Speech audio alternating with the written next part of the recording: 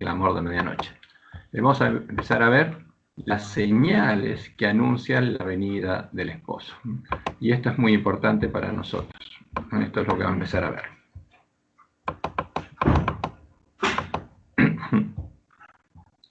Ahora voy a checar para que se pueda ver mejor.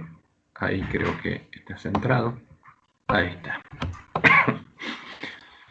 Entonces, ya vimos en la historia cuál fue el cumplimiento de la profecía de 7 iglesias para poder llegar a tener oídos para oír la palabra profecía. Porque, como dice Jesús, para entender lo que está pasando, primero tendríamos que oír qué es lo que el Espíritu dice a las iglesias y cómo se cumplió la profecía. Entonces, después de tener oídos para oír las palabras de profecía, podemos leerlas, oírlas y guardarlas. Y llegamos hasta nuestros días con el estudio de la profecía de las 7 iglesias. El tiempo en el que el pueblo de la iglesia remanente, las vírgenes dormidas, estarían en la condición del ángel de la Odisea, con sus ojos cerrados, en medio de la oscuridad de la noche, sin poder ver lo que está sucediendo, ni a dónde se encuentran, ni el tiempo en que están viviendo. Y necesitarían ser despertadas de su sueño, necesitarían oír el clamor de medianoche. Entonces, fíjense, cuando estudiamos los periodos proféticos de las 8 iglesias, y lo voy a checar para que se vea un poco, a ver si ahí se ve todo el cuadro. Ahí está.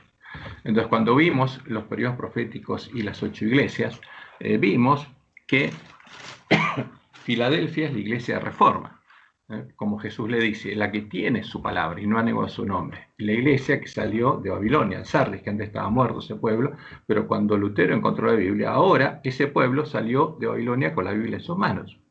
Y con la espada de 2 filos hirió una de las cabezas de la bestia religiosa, porque demostró que Babilonia, o sea, la iglesia de Roma, es una de las cabezas de la gran ramera.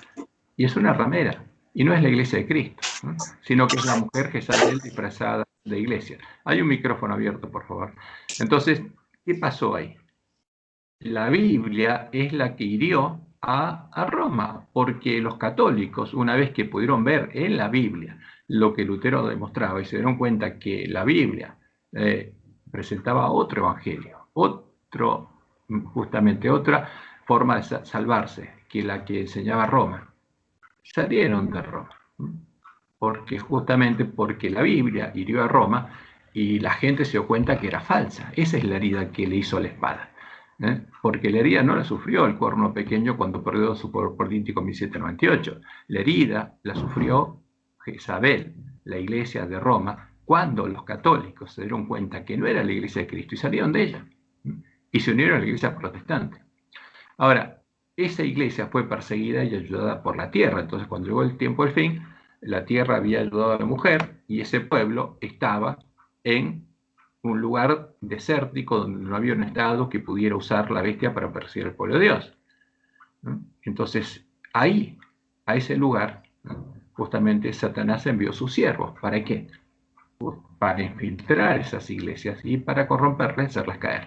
Ahora, cuando Dios abre el librito abierto en 1798, le da ese librito a comer a su pueblo, y su pueblo era la iglesia remanente. ¿Y cómo estaba formada la iglesia remanente ahí? Por todas las iglesias protestantes de los Estados Unidos. No había una iglesia adventista. La iglesia remanente eran las iglesias protestantes.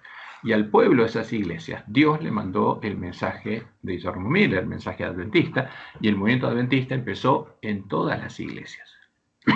Ahora, pero llegó el momento cuando los lobos vestidos de oveja que habían infiltrado esas iglesias se opusieron a ese mensaje porque contradecía abiertamente lo que ellos estaban enseñando.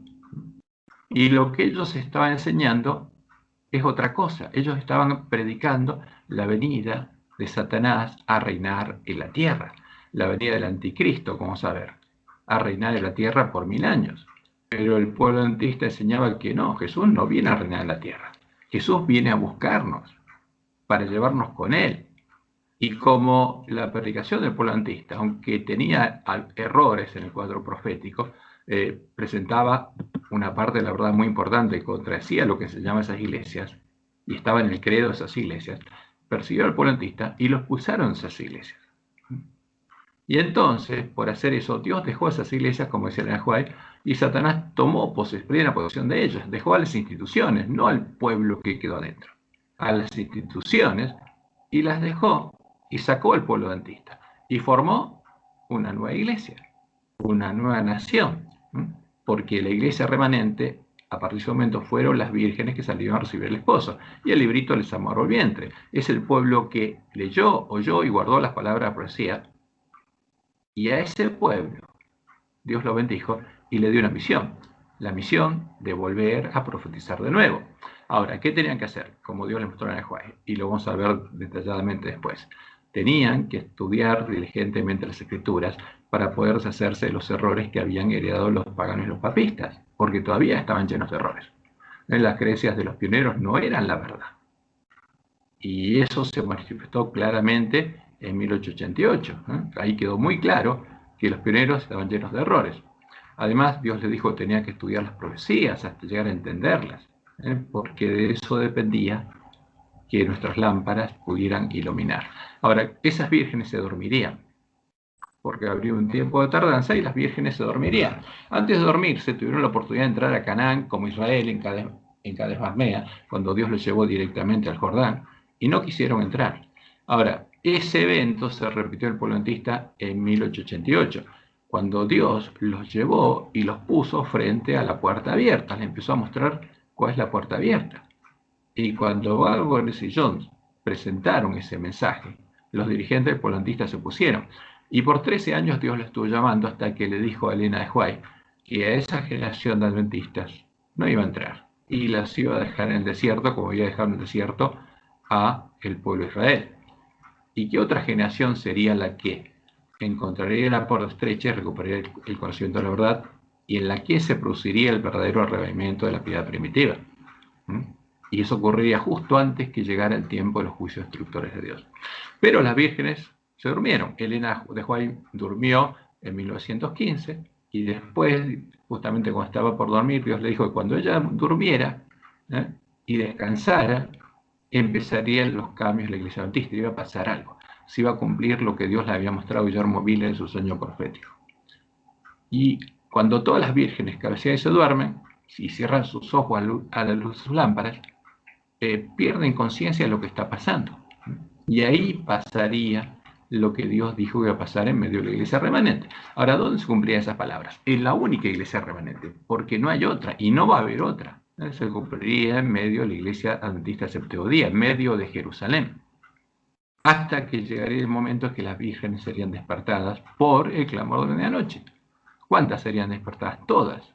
Y el que se despertara tendría la misión de despertar a sus compañeros, como dice Malaquías 3:16 en adelante. Porque los que hagan esa obra van a llegar a ser el especial tesoro de Jehová en el día en que actúe, cuando empiece el tiempo de angustia. ¿Y por qué hay que despertar a las vírgenes? Porque tienen que prepararse. Porque las que estén preparadas van a entrar con el esposo a las bodas y se va a cerrar la puerta.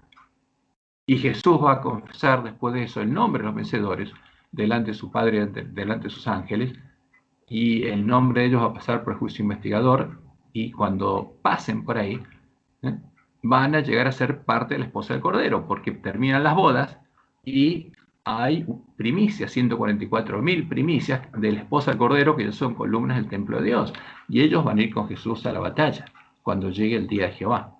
Por eso es importante despertar a las vírgenes, porque el primer pueblo que es probado y sellado, la primer tierra que es cosechada, es el campo del padre familia, es la iglesia remanente.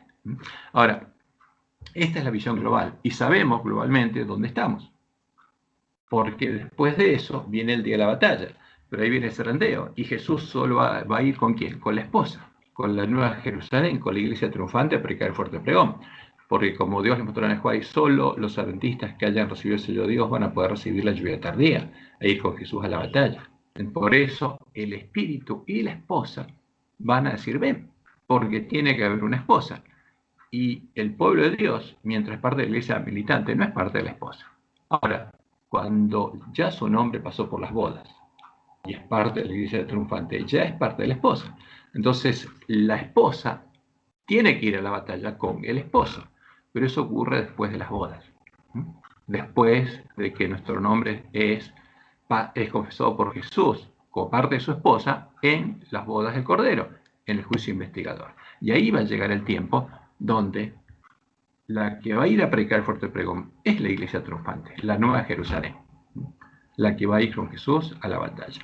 Por eso, este tiempo es solemne para nosotros y tenemos que ver las señales de los tiempos, que nos anuncian que el esposo ya viene. Porque el que le dice a las vírgenes, aquí viene el esposo, tiene que explicarles por qué dice aquí viene el esposo. ¿Cuáles son las señales de los tiempos? ¿Por qué podemos decir aquí viene el esposo?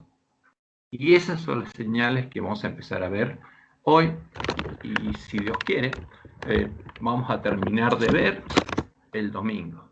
Porque mañana a la noche no vamos a seguir, sino que vamos a dejar un espacio para que puedan estudiar la escuela sabática, puedan prepararse para el sábado, y el domingo, si Dios quiere, vamos a continuar nuestras reuniones.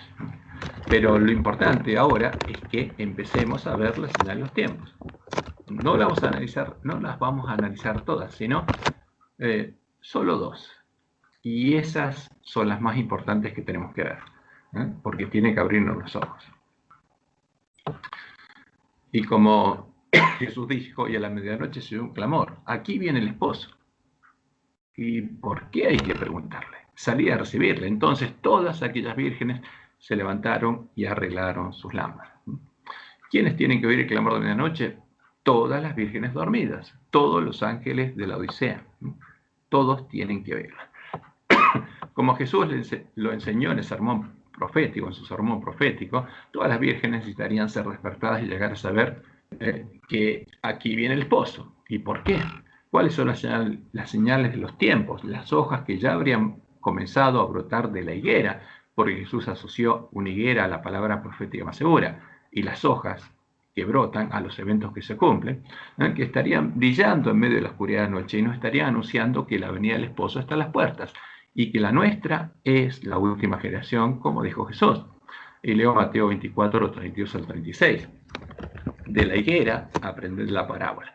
Cuando ya su rama está tierna y brotan las hojas, sabéis que el verano está cerca. Así también vosotros, cuando veáis todas estas cosas, o sea, cuando vean lo que está pasando, incluyendo el principio de dolores, que dijo que va a haber pestilencias por toda la tierra, globales, conoced que está cerca a las puertas, dice. De cierto os digo que no pasará esta generación. O sea, la generación que viera esa no pasaría. Entonces, cuando viéramos las señales de los tiempos específicas y puntuales que él dijo que íbamos a ver, que se cumplieran, y son las que anuncian que el día de la batalla está a las puertas, no pasará esa generación. O sea, nosotros nos despertaríamos y sabríamos que nosotros tendríamos que ir con él a la batalla y que tendríamos que prepararnos y que no pasaría nuestra generación hasta que todo se cumpla, hasta que todo esto acontezca y él venga a buscarnos. El cielo y la tierra pasarán, dice, pero mis palabras no pasarán. Pero del día y la hora nadie sabe. Ahora, sabríamos que somos nosotros, y tenemos que prepararlo, pero nunca llegaríamos a saber el día y la hora de ningún evento, ni aún los ángeles del cielo, sino solo mi Padre. Como Dios le indicó a Helena y le mostró en su primera visión, las vírgenes necesitarían que les fuera mostrado. Primero, el esquema profético que Dios nos ayudaría a armar y que se encontraría dentro de un cofre mucho más grande y más hermoso. Esta es la obra del hombre de escobilla que Dios le mostró a Miller y a Helena, que el que recibió el polo antista cuando profetizó por primera vez, en cuyo interior y en un hermoso orden las mismas joyas proféticas brillarían 10 veces más que antes. Ahora, ¿qué quiere decir esto? Que las joyas proféticas del cuadro 1883, como Dios le mostró a White, que él quiso que estuviera ese cuadro, son todas verdaderas, pero el orden no es el correcto. Tiene que estar puesto en un cofre que es mucho mayor, de mayor extensión y en otro orden. Y que en ese cofre, cuando entendiéramos cuál es el verdadero cumplimiento de las profecías, las joyas brillarían 10 veces más que antes. Y por supuesto, como dice la White, las vírgenes tienen que entender también dónde se encontrarían en el cumplimiento de la profecía. ¿Dónde? Durmieron todo el tiempo y no saben cuáles son los eventos que se cumplieron y los que faltan cumplirse. Ahora, cuando entendiéramos todo el ordenamiento de todos los eventos y todos los periodos, proféticos, de toda la historia profética y de lo que viene, entonces podríamos identificar, viendo la señal de los tiempos, dónde estamos en la iglesia, en el cumplimiento de la profecía. Y eso es lo que hay que hacer cuando despertamos a las vírgenes. Tenemos que decirle dónde están. Y hay que decirles a dónde tienen que llegar para poder entrar con el esposo a las bodas, antes que se cierre la puerta, como Dios le mostró a Elena en su primera visión. Tienen que despertarse, tienen que recorrer un camino angosto hasta llegar a la ciudad de Dios y entrar por las puertas de la ciudad de Dios y recibir el sello de Dios. ¿Y cuál es la puerta que Jesús dejó abierta y cuál es el camino que les llevará a la ciudad de Dios? Tienen que oír eso. Ahora, porque Jesús le dice al ángel de Filadelfia que él dejó una puerta abierta y que tiene que encontrarla. Ahora, cuando la encuentre, recién va a poder recorrer el camino que lo llevará a la ciudad de Dios. Una vez que comprendiéramos cuál es el orden correcto del cumplimiento de la señal de los tiempos, de los eventos proféticos específicos y singulares que deben suceder en su respectivo orden y nos indicarían en qué lugar del tiempo profético nos encontramos, y comprendiéramos cuál es la sucesión y el ordenamiento de todos los periodos proféticos anunciados en la profecía, y viéramos cuáles son las señales de los tiempos que se empezaron a cumplir en nuestra generación y que anuncia que la venida del esposo está a las puertas, entonces podríamos decirle a nuestros hermanos dónde nos encontramos en el cumplimiento de la profecía. O sea, después de que Dios nos ayudara a entenderlo, tendríamos que predicárselos a nuestros hermanos y despertarlos, mostrándoles cuál fue la última hoja brotada de la higuera y cuáles deben ser las próximas. Porque la última hoja brotada nos dice exactamente dónde estamos y cuando se cumple la próxima, avanzamos. Y así vamos avanzando en el cumplimiento de la profecía. Y como dice Elena, y esto está en Testimonios de los Ministros, página 107, nadie debe pretender que tiene toda la luz que existe para el pueblo de Dios. El Señor no tolerará esta condición. Él ha dicho, he aquí, he dado una puerta abierta delante de ti, la cual ninguno puede cerrar. Y ella dice, esa puerta la va a encontrar el pueblo de Dios, porque el pueblo de Dios se va a producir verdadero redimimiento. Y dice, aun cuando nuestros hombres dirigentes rechacen la luz y la verdad, aun cuando nuestros dirigentes estuvieran hipotéticamente en apostasía, esa puerta permanecerá aún abierta. El Señor suscitará a hombres que den al pueblo el mensaje para este tiempo. O sea, el pueblo adventista se iba a despertar y se va a despertar sí o sí. Ahora, ¿qué tipo de hombres va a suscitar Dios? Como dice la próxima cita, que es de 1905, dice ella, él suscitará hombres y mujeres entre gente corriente para hacer su obra. ¿Por qué dice eso? Porque los dirigentes de la obra estaban en apostasía y se habían levantado en contra de la predicación del mensaje que había que predicar. Y Dios le dijo a Elena White que en nuestro tiempo se repetiría lo mismo. Y por eso dice, él suscitará hombres y mujeres entre gente corriente para hacer su obra. O sea, ¿quién va a llevar este mensaje? La gente corriente. No esperemos que venga desde el púlpito, no va a venir de ahí. Dios le mostró a White que no va a venir de ahí.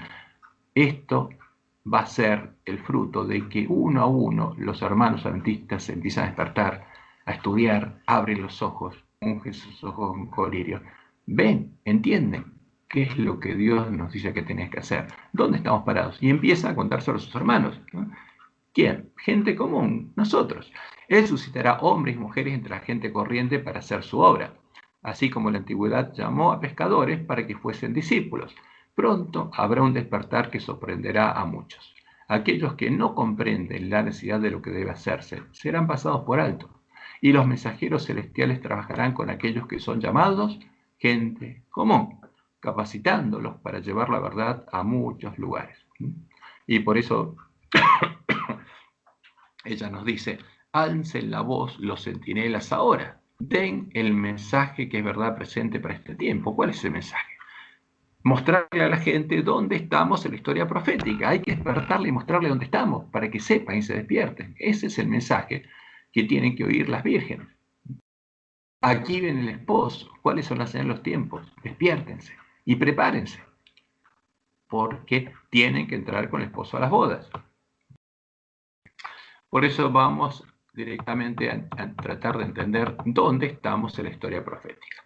Entonces, ya mostramos dónde estamos en el cumplimiento de la profecía de las 7 iglesias. Ahora vamos a ampliar la escala para poder ver en detalle cuál es el ordenamiento de los periodos proféticos y las señales de los tiempos que se sucederían en el tiempo del fin, a partir de que Dios llamara al pueblo antista y le revelara cuál es su misión, y dónde nos encontramos ahora en el cumplimiento de la profecía. Fíjense, acá tenemos un cuadrito, donde no están todas las señales de los tiempos, porque no entrarían. Hay algunas que son por ahí las más importantes, porque vamos a verlas, porque estas son las que nos tienen que abrir los ojos. Entonces, fíjense que en 1844 Dios llama al pueblo antista. ¿Cuándo?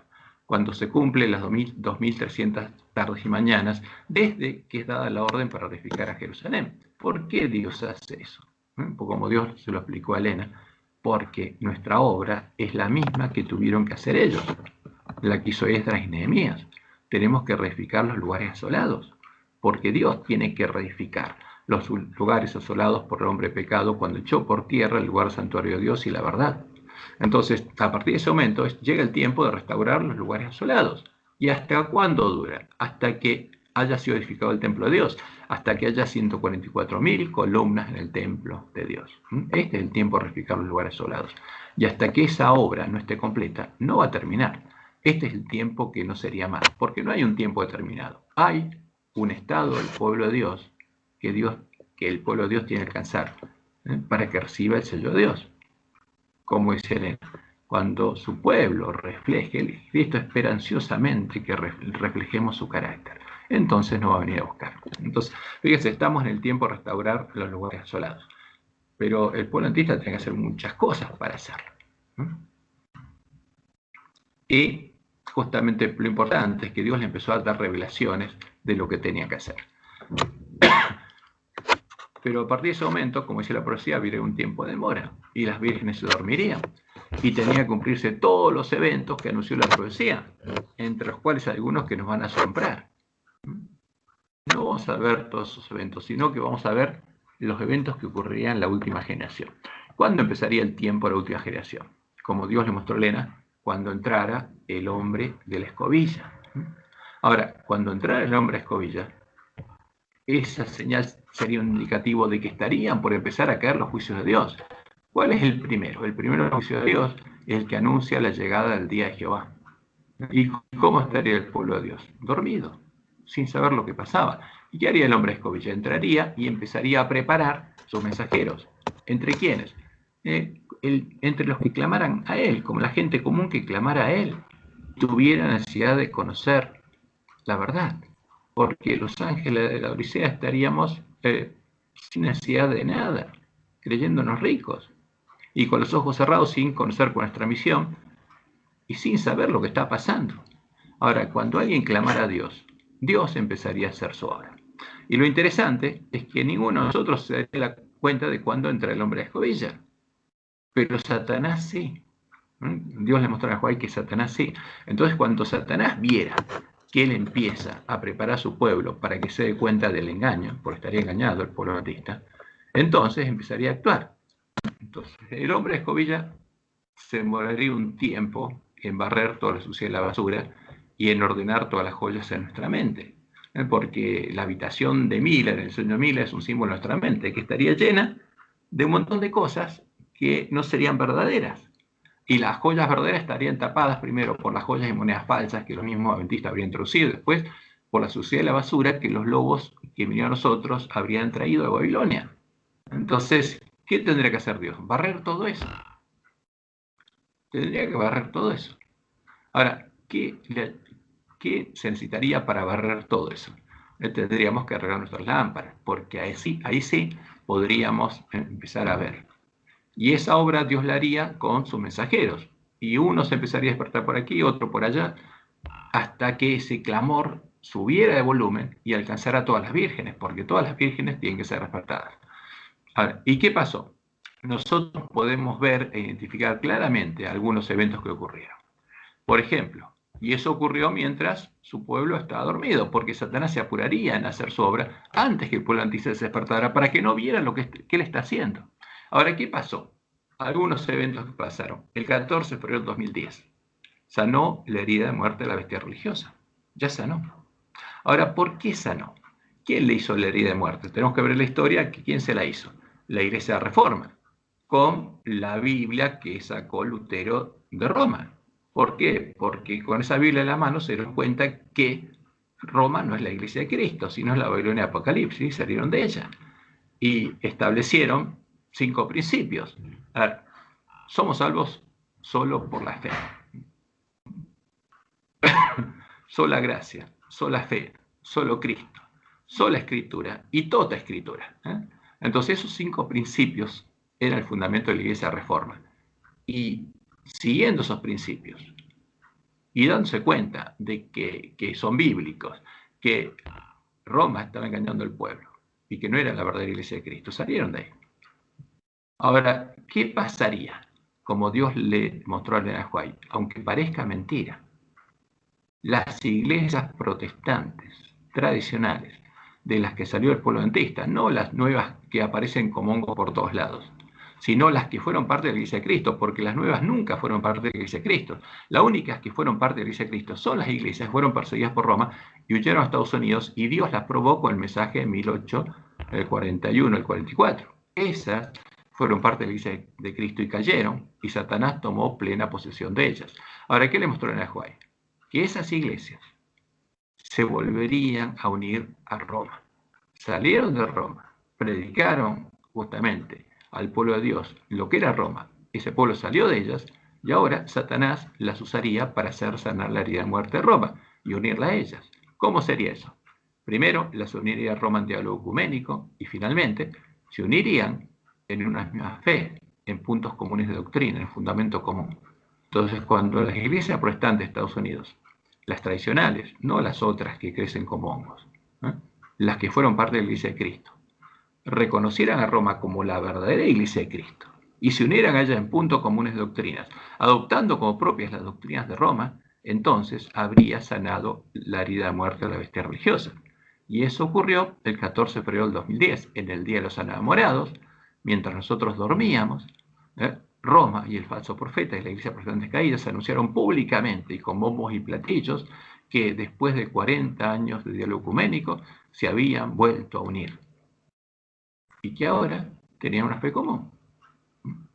Ahora, y a partir de ese momento se cumplió la profecía de Apocalipsis 13, en versículos 3 y 4, que sana la herida de muerte y se maravilla toda la tierra, porque la tierra es el lugar donde huyeron la iglesia protestante, o sea, se maravillan todas las iglesias protestantes detrás de la bestia y adoran al dragón. Y ocurrió. Ahora, eso lo vamos a ver porque es un evento muy importante. Y es un hecho único, porque Dios lo anunció y ellos anunciaron que se cumplió. ¿Qué pasó un año después? Que seguíamos durmiendo.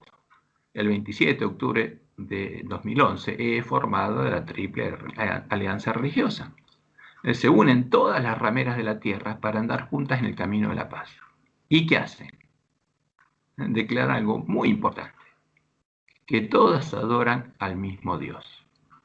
Y todas se reconocen como adoradoras del mismo Dios. Simplemente cada una la adora de acuerdo a una tradición distinta, pero que por todas esas tradiciones se adora al mismo Dios.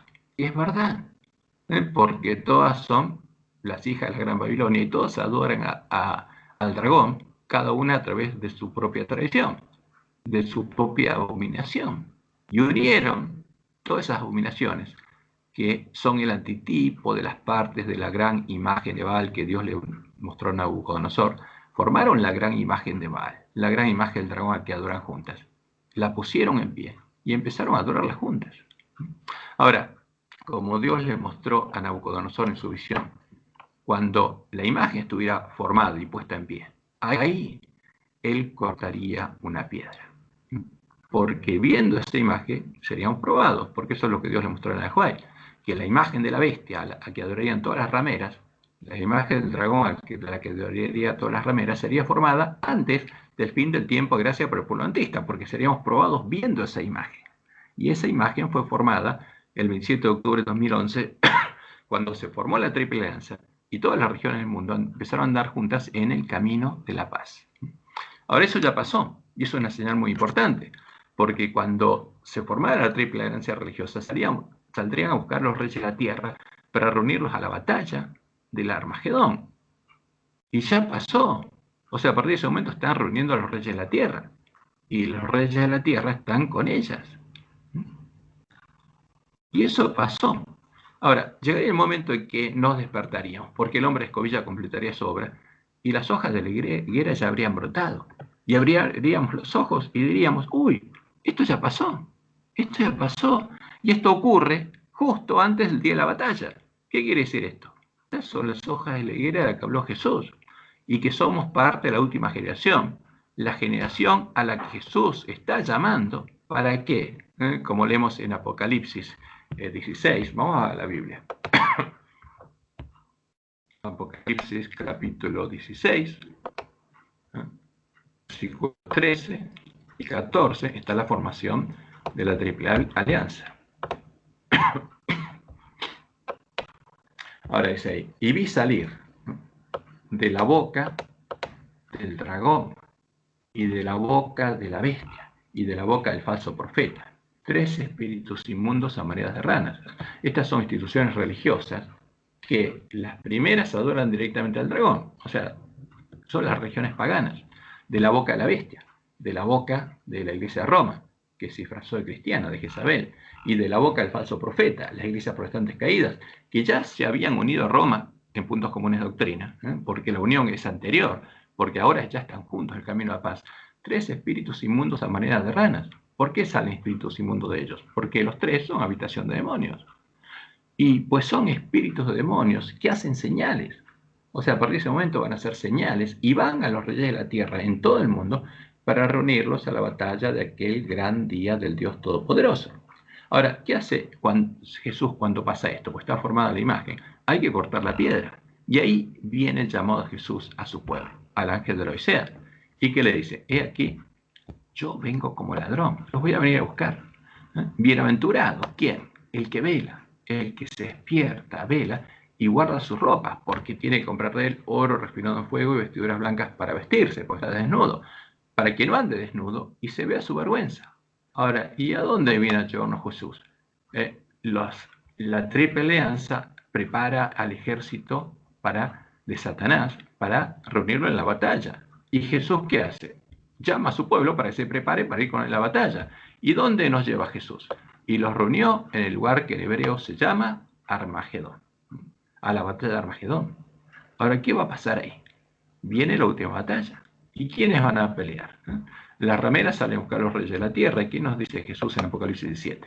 Cuando explica cuáles son las cabezas y los cuernos del dragón, sobre los que se sienta la mujer, y cuál es Babilonia la Grande, la que está embriagada la sangre de los mártires de Jesús. Y nos dice lo siguiente, versículo 7, y los 10 cuernos que has visto son 10 reyes, que aún no han recibido reino, pero por una hora recibirán autoridad como reyes juntamente con la bestia. 10 es el número global, y son los reyes que las rameras salen a buscar. Y estos, dice, todos tienen un mismo propósito, todos. Porque para llegar a ser parte del dragón, para que el dragón le dé su autoridad, tiene que tener ese propósito, antes de que el dragón le dé su trono, antes de llegar a ser un cuerno que gobierna un reino, un país. Porque los reinos de este tiempo son los países. Estos tienen un mismo propósito, todos. Si no, no llegan al lugar donde llegan. Y entregarán su poder y su autoridad a la bestia que los fue a buscar. ¿Y qué van a hacer? Pelearán contra el Cordero y el Cordero los vencerá. O sea, ¿para qué reúne Satanás ejército? Para pelear contra el Cordero y el Cordero los vencerá porque Él es Señor, señores y Rey de reyes, y los que están con Él. ¿Contra quiénes van a pelear? Contra el Cordero y con las que están con Él. ¿Y quiénes son los que están con Él? Los que Él está llamando. Ese pueblo que está dormido, es desnudo, es desventurado, miserable, pobre, ciego, desnudo. Las vírgenes que se tienen que despertar y tienen que prepararse para entrar con el esposo a las bodas. Entonces, fíjense, esta es una señal muy clara. La unión en puntos comunes de doctrina de la bestia y el falso profeta, y después, cuando se unen la bestia y el falso profeta con todas las religiones, dicen que adoran al mismo Dios, y forman la gran imagen de Baal y le empiezan a adorar. Y eso ya está. En ese tiempo Jesús está llamando ¿a quién? A su pueblo, para que se prepare para ir con él a la batalla. Entonces, estas señales son muy claras y nos dicen que la nuestra es la última generación, no hay ninguna duda. Después vamos a ver detalladamente estos eventos porque hay mucha información acá, que tiene que abrir nuestros ojos. Ahora, cuando el hombre de la escobilla termina su obra y uno de nosotros se despierta, ¿cuál es la misión que tenemos que hacer? De despertar a nuestros hermanos, predicar el clamor de medianoche. Ahora, esta, como les conté, es la primera vez que lo estoy haciendo en público. Simplemente porque antes, como dice la poesía, estaba hablando con mis compañeros, con mis hermanos de iglesia, con los conocidos. Y tenemos un grupo de estudio que somos todos hermanos de iglesia, somos todos adventistas, miembros de iglesia, que estamos estudiando la poesía. Y esta es la primera vez que Gerardo, que se enteró que estamos estudiando y entró al grupo, me pidió que se los cuente a ustedes lo que estamos estudiando. Ahora, pero esto tiene que escucharlo todos los adventistas. Y como dice, digamos, Malaquías 3 y 6, entonces los que temían a Jehová hablaron cada uno a su compañero. ¿Y cómo se han enterado todos los adventistas? Porque cada uno tiene la responsabilidad de contarle a su compañero. Y cuando a uno le piden que lo cuente, uno tiene que contarlo, porque esa es nuestra responsabilidad. Ahora, ¿qué quiere decir eso? Que este es el tiempo del clamor de medianoche. Este es el tiempo por el llamamiento de la última generación. Y cuando nos despertamos tenemos que empezar a predicar el clamor de medianoche. Y ahí Dios prometió derramar la lluvia temprana sobre sus siervos fieles que empiecen a recorrer el camino angosto. ¿Por qué? Porque eso es lo que Dios le mostró a Elena White en su visión. En ese camino angosto, todos los que recorren el camino angosto es porque recibieron la lluvia temprana. Ninguno puede entrar por esa puerta y recorrer ese camino si no recibió la lluvia temprana. Y al final del camino, la lluvia temprana habrá cumplido su obra y ya habrá una planta de trigo con fruto, con grano espiga y con grano de espiga, y va a recibir el sello de Dios. Esa es la promesa de Dios. ¿Y dónde estamos nosotros hoy? Acá. Fíjense, porque tenemos que mostrarle al pueblo dónde estamos en el cumplimiento de la profecía. Ahora, ¿en qué parte del clamor de medianoche? No lo sabemos, porque no hay un tiempo definido y nunca lo vamos a saber. No vamos a saber ni el día y la hora, cuándo termine el tiempo de prueba para el pueblo de Dios, y haya 144.000 sellados, ni ninguna de las señales que vamos a ver acá.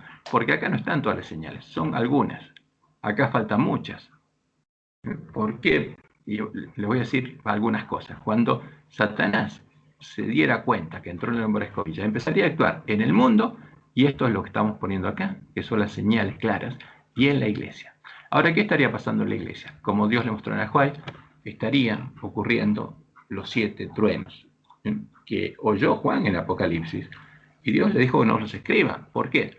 Porque los iba a revelar cuando llegara el tiempo del fin y el librito hubiera sido abierto y nos hubiera amarrado el vientre. ¿Y a quién se los reveló? A Helena. Entonces, los eventos que Dios le mostró que ocurrirían al tiempo de nuestra prueba en la última generación son los que están ocurriendo. Y son otras señales de los tiempos que también nos indicarían cómo pasa el tiempo. Y después las vamos a ver todas. Pero lo importante es que estamos aquí y hay que despertarse. Todas las vírgenes tienen que despertarse, tienen que arreglar sus lámparas y tenemos que recorrer un camino. Y como Dios le mostró a White, el tiempo que nos quedaría sería poco. Y tendremos que aprender justamente las verdades proféticas que Dios nos reveló en poco tiempo. Y tendremos que aprender más cosas que los que, dice Elena, ellos habían aprendido y habían tenido años para aprender. Nosotros tendremos que aprenderlo en pocos meses, porque nos quedarían pocos meses para prepararnos. Ahora, ¿qué va a pasar cuando termine esta predicación del clamor de la noche y las vírgenes sensatas estén preparadas? Se va a cerrar la puerta. Jesús va a confesar el nombre de los vencedores en las bodas y después, cuando estén preparados, va a llegar el primero de los juicios de Dios y va a empezar el tiempo de angustia y ese va a ser el tiempo del fuerte pregón. Como acá Satanás no sabía el tiempo de procesamiento del pueblo de Dios, él no actuaba porque siempre, muchas veces quedó fuera de juego y ahora esperaría. Ahora tampoco sabe el día y la hora del primer juicio de Dios, pero tiene que prepararse.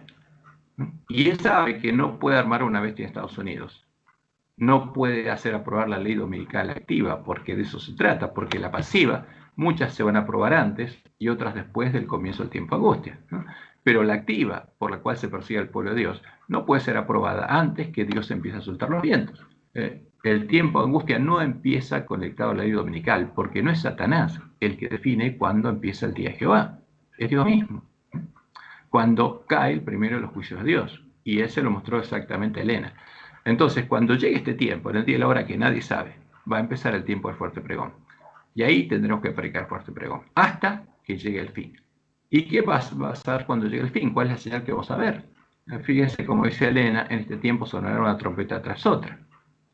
Las 7 trompetas del Apocalipsis son eventos que van a ocurrir acá.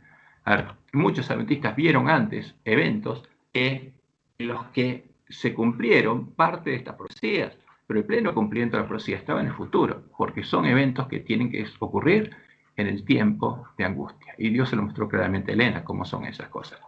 Pero cuando termine la predicación del fuerte pregón, todo el mundo haya recibido el sello de Dios o la marca de la bestia, la señal que vamos a ver y vamos a estudiar ahora es la venida del anticristo.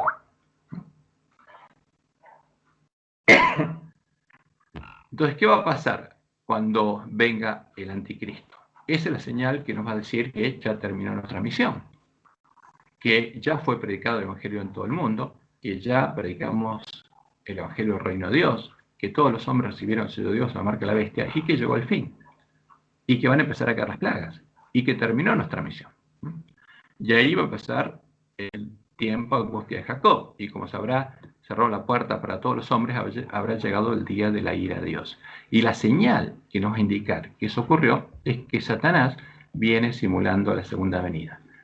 Y Satanás viene a la tierra, como le mostró a Lacunza, a reinar por 1000 años en un reino de paz aquí en la tierra.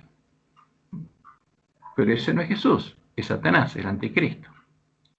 Entonces, ahí van a empezar a caer las plagas, como Dios les mostró en Ajuay, sobre las iglesias apóstatas que se hayan unido. ¿Cuándo? Cuando se unieron puntos comunes de doctrina para trabajar y preparar el camino anticristo y engañar a todo el mundo.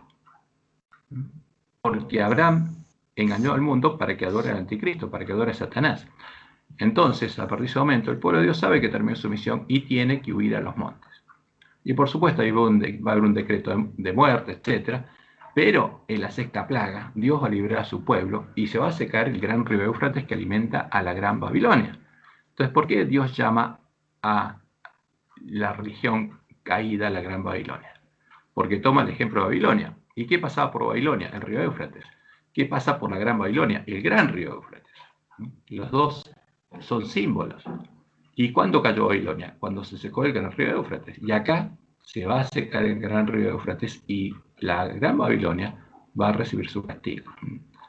Y eso lo vamos a ver también detalladamente, porque es importante para el pueblo adventista entender qué va a pasar en ese tiempo. Y finalmente... Hay una pregunta ahí en el chat. ¿Sí? La vamos a contestar al final para no interrumpir. Todas las preguntas las vamos a contestar juntas, porque si no se nos puede cortar, se va a cortar y no van a entender. Así que todas las preguntas las vamos a contestar cuando termine la presentación. Así que anoten, si tienen 20 preguntas, todas las contestamos. Y volvemos al lugar donde estaban.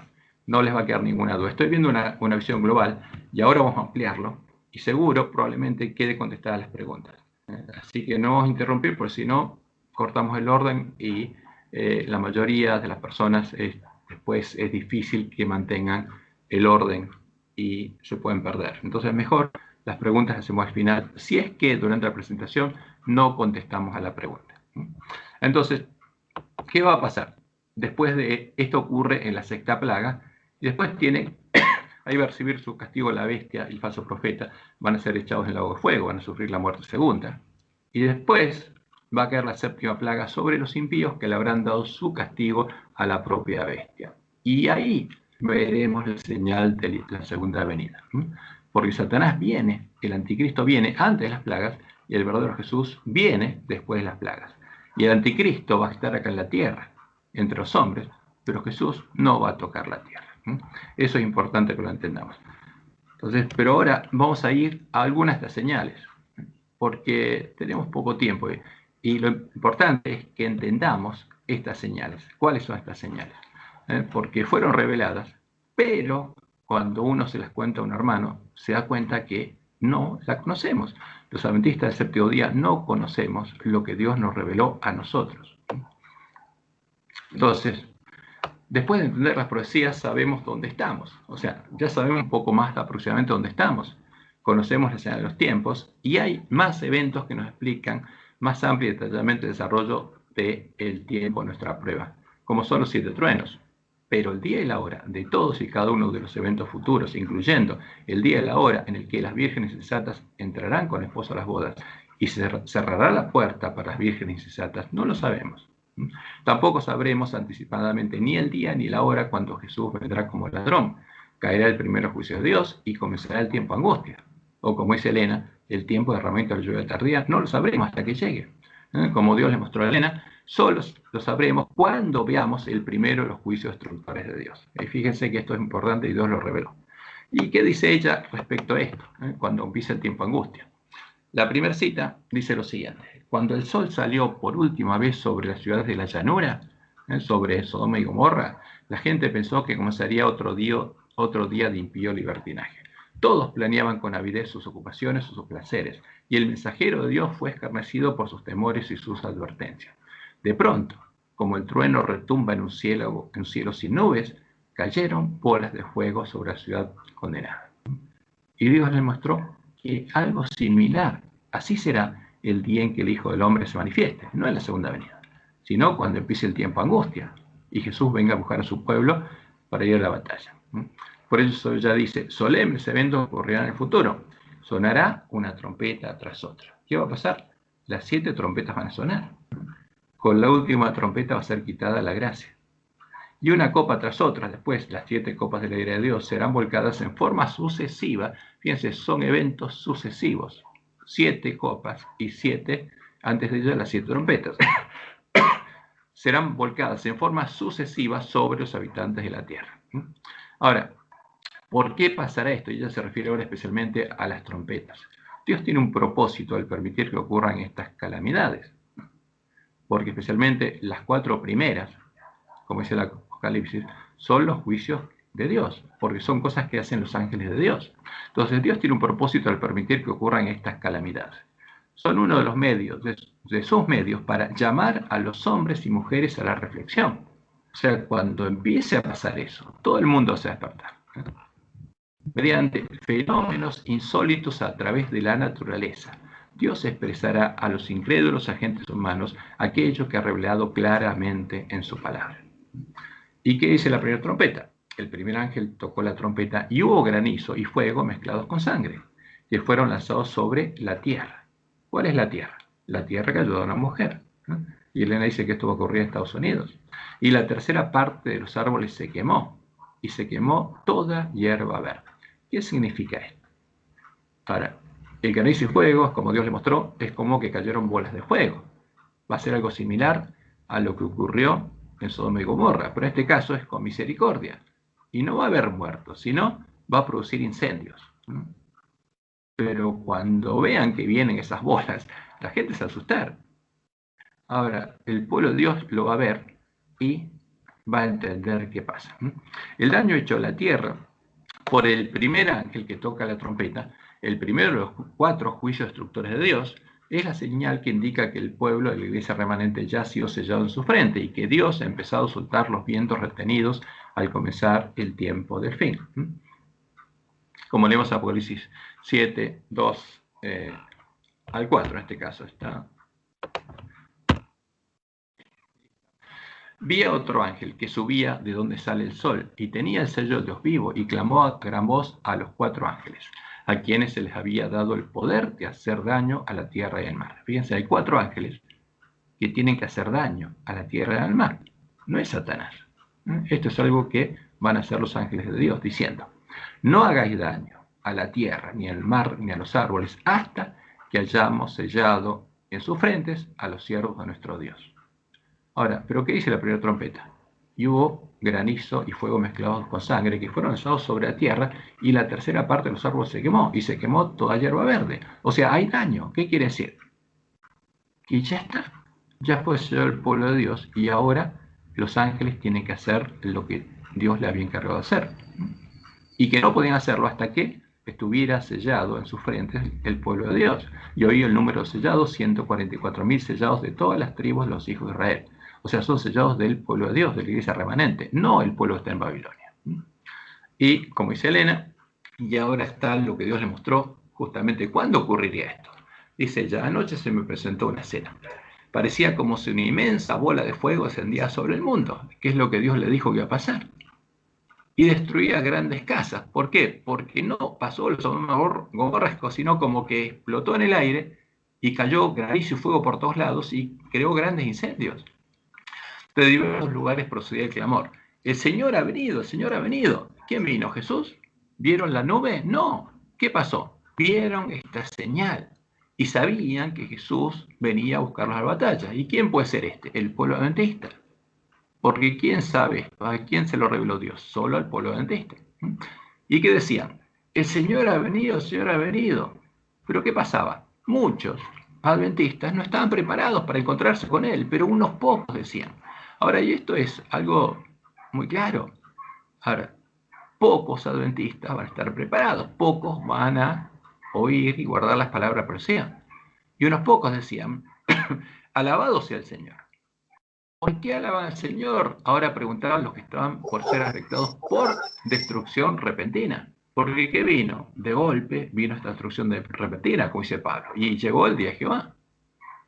¿Y por qué estos alababan al Señor? ¿Y por qué decían el Señor ha venido?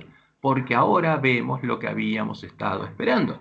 ¿Y por qué lo estaban esperando? Porque Dios se lo había revelado.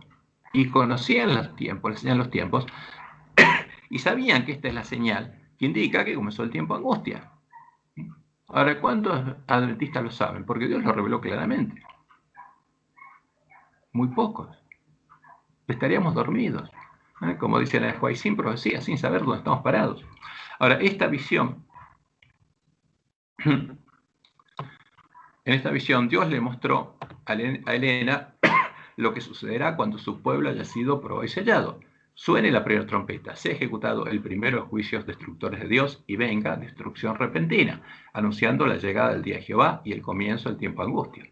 En ese momento, que habrá llegado como ladrón en la noche, muchos adventistas, a pesar de haber sido despertados y haber escuchado las palabras de Jesús, no van a estar preparados. Y es una advertencia para nosotros, porque Jesús lo dijo. Unos pocos adventistas estarán preparados y al ver la señal que estaban esperando ver, la señal que anuncia que Jesús ha venido como ladrón a llevarlos con él a la batalla, clamarán, el Señor ha venido, el Señor ha venido, nos vino a buscar, alabado sea el Señor. Cuando los no adventistas, los que hasta ese momento no habían tenido oportunidad de escuchar la verdad, al escuchar su clamor y su alabanza, les pregunten, ¿por qué alabarán al Señor? Los que estarán preparados empezarán a predicarles el fuerte pregón del mensaje del tercer ángel. Porque la gente va a empezar a preguntarnos, ¿qué pasa? ¿Qué saben ustedes? Y ahí será la oportunidad de preguntarles. Ahora, lo interesante es que Elena pide su visión, que esos que nos preguntan son muchos que viven cerca nuestro. Y nos van a decir, ¿por qué no nos dijeron que esto iba a pasar? Ahora, ¿pero quién no le dijo? Los sellados. ¿Por qué no se lo dijeron? ¿Hicieron voluntad de Dios? Sí. ¿A qué los mandó Dios? A darles el alimento a tiempo a sus hermanos, porque a ellos se les termina el tiempo de gracia. Pero cuando empiece el tiempo de fuerte pregón, lo primero que vamos a hacer es predicarle a nuestros vecinos, a todos los conocidos, a los que todavía no les hablamos. Ahora, si un vecino viene a preguntarnos qué pasa, a qué creemos, tenemos que dar un testimonio y tenemos que predicarles y tenemos que unirlo a la iglesia y tenemos que mostrarle cuál es la misión de la iglesia y qué tiene que estar esperando. Tenemos que mostrarle todo lo que sabemos. Ahora, pero en ese tiempo, cuando empiece el fuerte pregón, ahí vamos a recibir la lluvia tardía y ahí nuestra predicación va a tener poder. Por eso Jesús nos dice, ¿quién es? ¿Por qué la octava iglesia? Porque la octava es la iglesia triunfante. Hay 7 iglesias, pero las 7 iglesias no es que sean 7 iglesias, son 7 estados por la que pasa la única iglesia de Dios. Porque la iglesia adventista, cuando Dios la llamó, estaba en estado de Filadelfia y ahora está en estado de la Odisea. No es que sea otra iglesia, es la misma, que está en un estado diferente. Y va a estar en el estado de la iglesia triunfante. ¿Quiénes? Todos los que reciban sello de Dios, las vírgenes sensatas que entren con el esposo a las bodas. Por eso la iglesia adventista va a tener 3 etapas. La etapa de Filadelfia, la primera, la etapa de la Odisea, y la etapa en que va a ser la iglesia triunfante, va a recibir la lluvia tardía y va a ir con el esposo a la batalla. Por eso son las 3 etapas por las que tiene que pasar el pueblo adventista. Entonces, ¿pero qué nos dice Jesús en Mateo 24, 45 al 47? Esta es la parte de nada, hermano. La parte donde Jesús habla que habría siervos fieles y siervos malos que los perseguirían. Pero nos pregunta, ¿quién es el siervo fiel y prudente al cual puso su Señor sobre su casa para que les dé el alimento a tiempo? ¿A quiénes? Las vírgenes dormidas. Tienen que ir a trabajar y correr, porque todas tienen que ser despertadas. Bienaventurado que el siervo al cual, cuando su Señor venga, le haya siendo así. O sea, ¿qué tenemos que hacer cuando Jesús venga a buscarnos? Tenemos que estar dando el alimento a tiempo a nuestros hermanos. De cierto, os digo que sobre todo sus bienes le pondrá. Pero cuando vemos la señal, ahí cambia nuestra misión. Entonces, porque como dice Pablo, que el día del Jehová vendrá como el ladrón en la noche. ¿Y cómo sabremos? Porque vino destrucción repentina. Y por eso Elena dice lo siguiente: ojalá que la gente conociese el tiempo de su visitación. O sea, y eso tiene que conocerlo mientras Jesús nos está llamando. Por eso hay que despertar a las vírgenes a tiempo. Hay muchos que todavía no han escuchado la verdad probatoria para este tiempo. Hay muchos con quienes el Espíritu de Dios está batallando. Y dice, el tiempo de los juicios destructores de Dios es el tiempo de misericordia. O sea, vino la primera trompeta, el primer juicio destructor de Dios. Y dice, y empezó el tiempo de misericordia. ¿Para quiénes? Para los que no habían tenido oportunidad hasta ese momento de enterarse de la verdad. Es el tiempo que Dios previó para que ahora sí salgamos a pregar fuerte pregón y todos se enteren de la verdad. El Señor los contemplará con ternura y se moverá su corazón de misericordia. Su mano todavía permanece extendida para salvar. Jesús todavía sigue oficiando el santuario a favor de ellos, mientras la puerta se ha cerrado para los que no quisieron entrar. O sea, fueron llamados y no quisieron entrar, como Jesús dice, como en los días antes del diluvio. Todos fueron llamados. ¿Y quiénes entraron? Solo Noé y su familia. Ahora, lo mismo pasaría con nosotros. Por eso, todas estas amonestaciones que son muy claras, es para que abramos los ojos y nos preparemos. Como dice Elena en la próxima cita, los que han sido miembros de la misma familia son separados. Se coloca una señal sobre los justos y serán para mí especial tesoro, ha dicho Jehová de los ejércitos, en el día en que yo actúe. Ella cita a Malaquías 3, 16. Y los perdonaré como el hombre que perdona a su hijo que le sirve. Ahora, los que han sido obedientes a los mandamientos de Dios, dice ella, se unirán con el grupo de los santos de luz. Ellos entrarán por las puertas de la ciudad. Ellos son los que recorrieron el camino angosto, llegan al final y entran por las puertas de la ciudad y reciben el sello de Dios.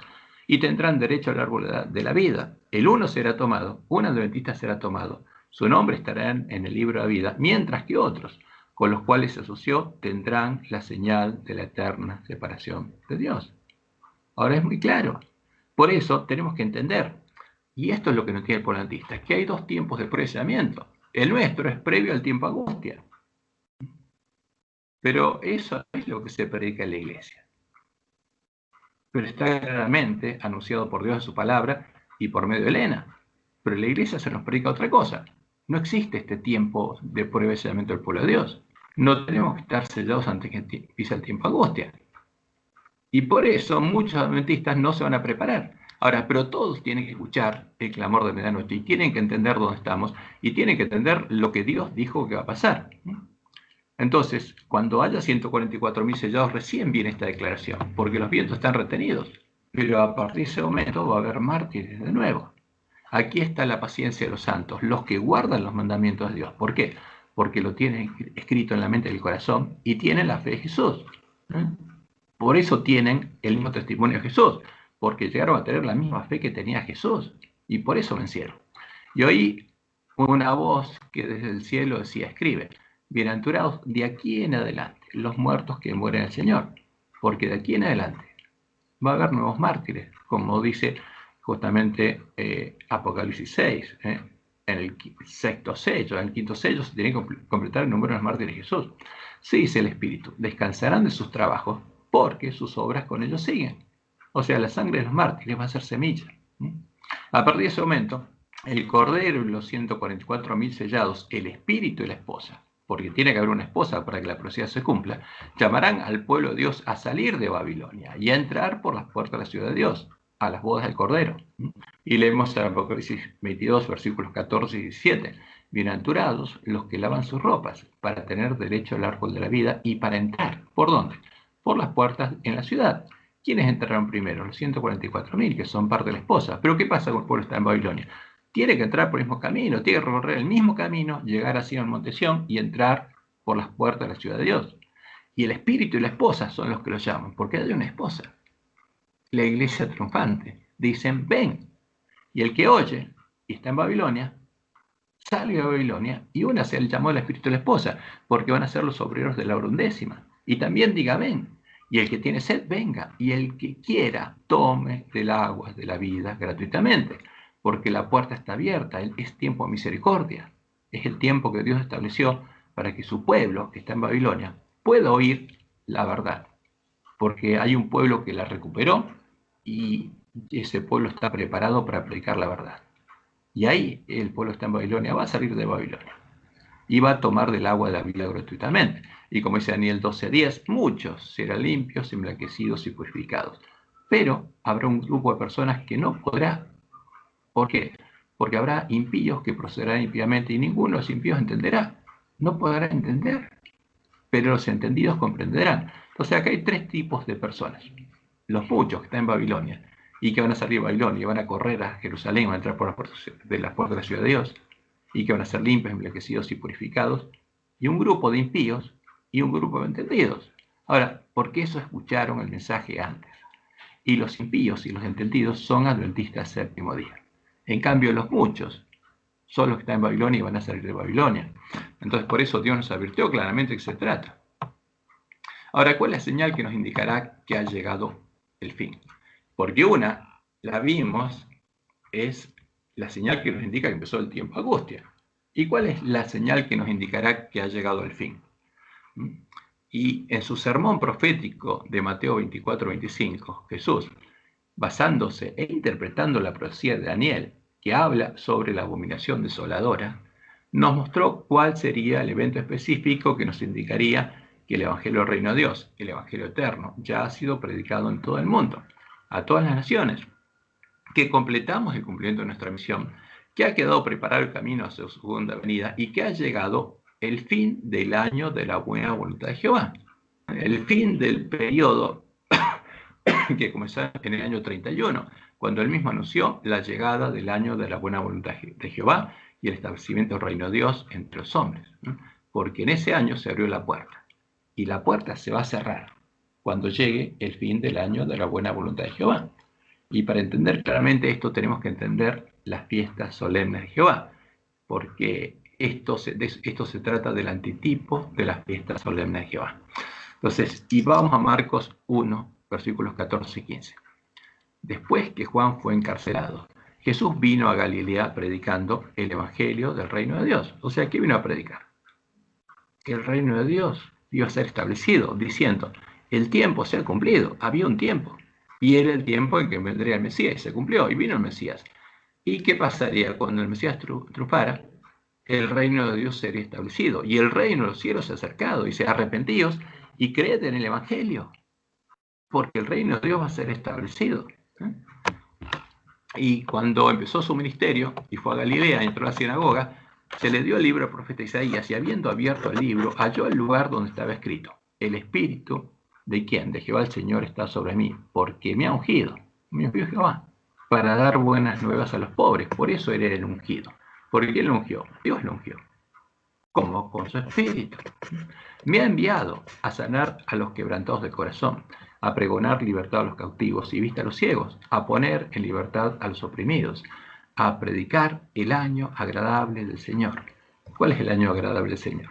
El tiempo cuando la puerta del reino de Dios estaría abierta.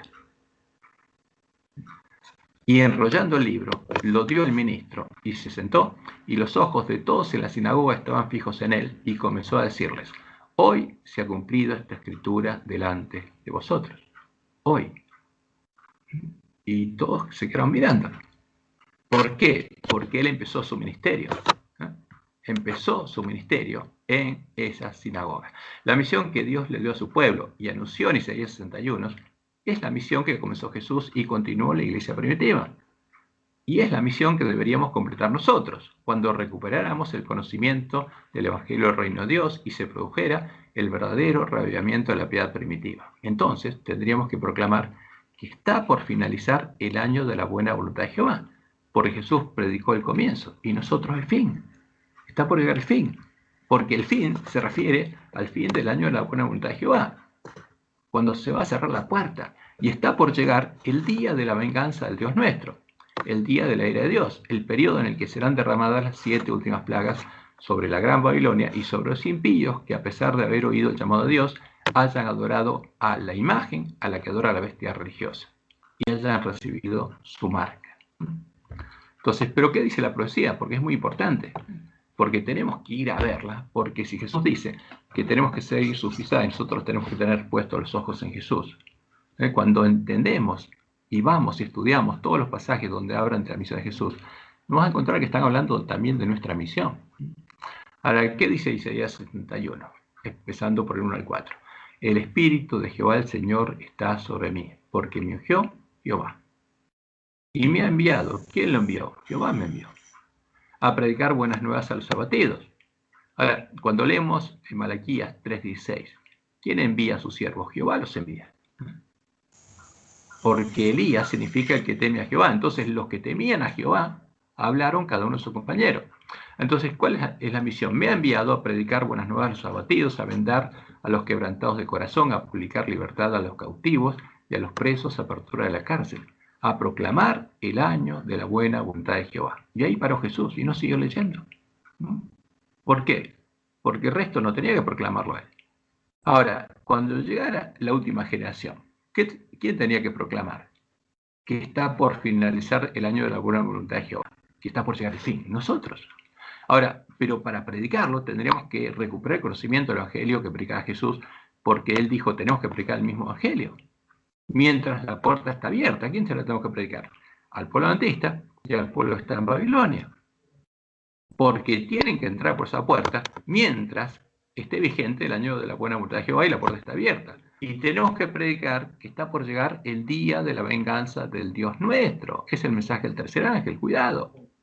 Porque tenemos que decir al pueblo de Dios que salga a Babilonia y no practique sus pecados para que sobre él no caigan, ¿qué cosa? Las plagas que van a caer sobre la gran Babilonia cuando llegue el día de la ira de Dios. Ahora, esta última parte es nuestra misión, porque tenemos que proclamar las dos cosas.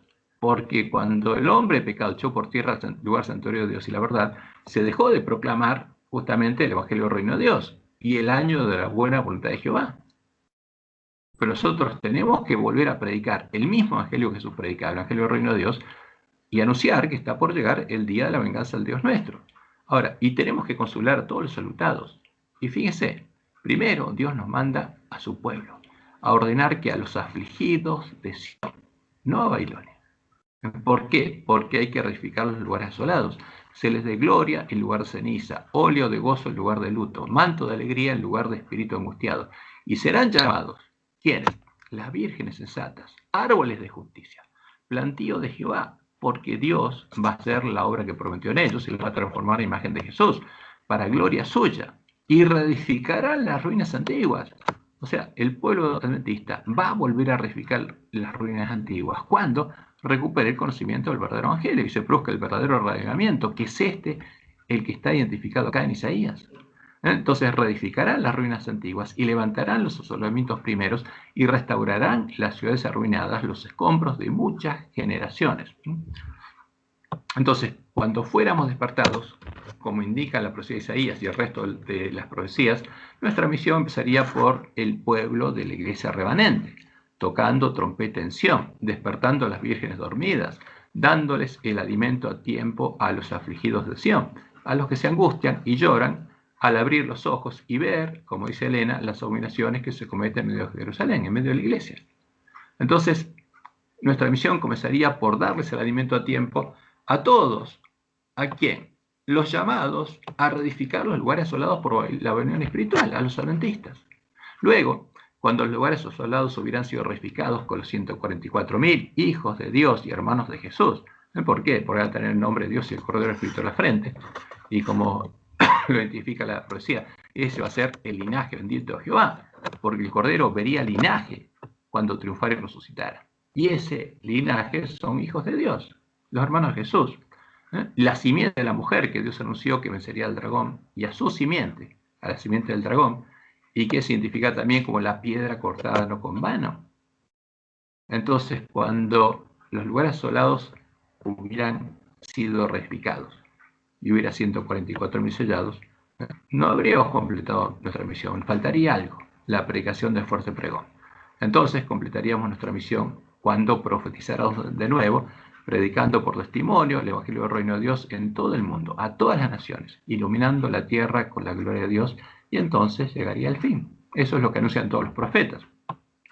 Y como leemos en Isaías 61, 9 al 11, después de que hayan sido reedificados los lugares asolados, dice Jehová, y la descendencia de ellos será conocida entre las naciones, y sus renuevos en medio de los pueblos. Todos los que lo vieren, todos los que vienen, ¿a quién? A los 144.000, reconocerán que son linajes benditos de Jehová. En gran manera me gozaré en Jehová, mi alma se alegrará en mi Dios, porque me vistió con vestiduras de salvación, me rodeó de manto de justicia, ya no estoy desnudo. Ahora ya no estamos en la condición de la Odisea, esa es la promesa de Dios, vamos a estar así. Como a novio me atavió y como a novia adornada con sus joyas, porque como la tierra produce su renuevo y como el huerto hace brotar su semilla, así Jehová el Señor hará brotar justicia y alabanza delante de todas las naciones, porque tienen que ver todas las naciones a los hijos de Dios, porque es la única forma en que se puede predicar el Evangelio por testimonio. Y por eso Jesús dice en Mateo 24, 14 al 16, y será predicado este Evangelio del Reino, el que Jesús predicaba, en todo el mundo, para testimonio a todas las naciones. Todo el mundo lo va a ver los renuevos y el linaje bendito de Jehová. Y entonces vendrá el fin. ¿Cuándo llega el fin? Cuando predicamos el Evangelio en todo el mundo. Y esa obra la completamos en el fuerte pregón. Ahora, ¿qué pasa cuando viene el fin? Por tanto, dice, cuando veáis en el lugar santo, dice, la abominación desoladora de que habló el profeta Daniel. Ahora, ¿qué pasa? Cuando llega el fin vamos a ver algo, una señal de la que habló Daniel. ¿Qué quiere decir? Que la profecía de Daniel que habla de esto se cumple cuando llegue el fin, después del fuerte pregón, no antes. Porque ahí hay uno de los errores del cuadro de 1843, porque los primeros adventistas creyeron que esa señal ya había pasado, y no, era futura. Jesús lo enseñó claramente, que esa señal la vamos a ver cuando llegue el fin. Jesús interpretó la profecía de Daniel y nos dijo que esa señal la vamos a ver cuando llegue el fin. ¿Y qué hace? Nos dice, el que lea, entienda. Lean a Daniel. Vayan a leer a Daniel. Ustedes, los que tienen que predicar el Evangelio en el Reino, en todo el mundo, tienen que haber leído a Daniel y tienen que haberlo entendido. Porque ahí van a ver esa señal de la que habla Daniel. Entonces, los que estén en Judea, dice, huyan a los montes. ¿Qué quiere decir? Cuando vemos esta señal, eso nos indica que llegó el fin. Y ya no tenemos que predicar más. Porque nadie puede entrar por la puerta porque se cerró. Ya está, terminó nuestra misión. Quedó preparado el camino a la segunda venida de Jesús. Y tenemos que huir a los montes porque van a empezar a caer las plagas. No tenemos que estar más en medio de la gente predicando. Tenemos que salir de ahí. Porque van a caer las plagas, como cayeron justamente los juicios sobre Sodoma y Gomorra. Ahora, ¿qué nos manda a hacer Jesús?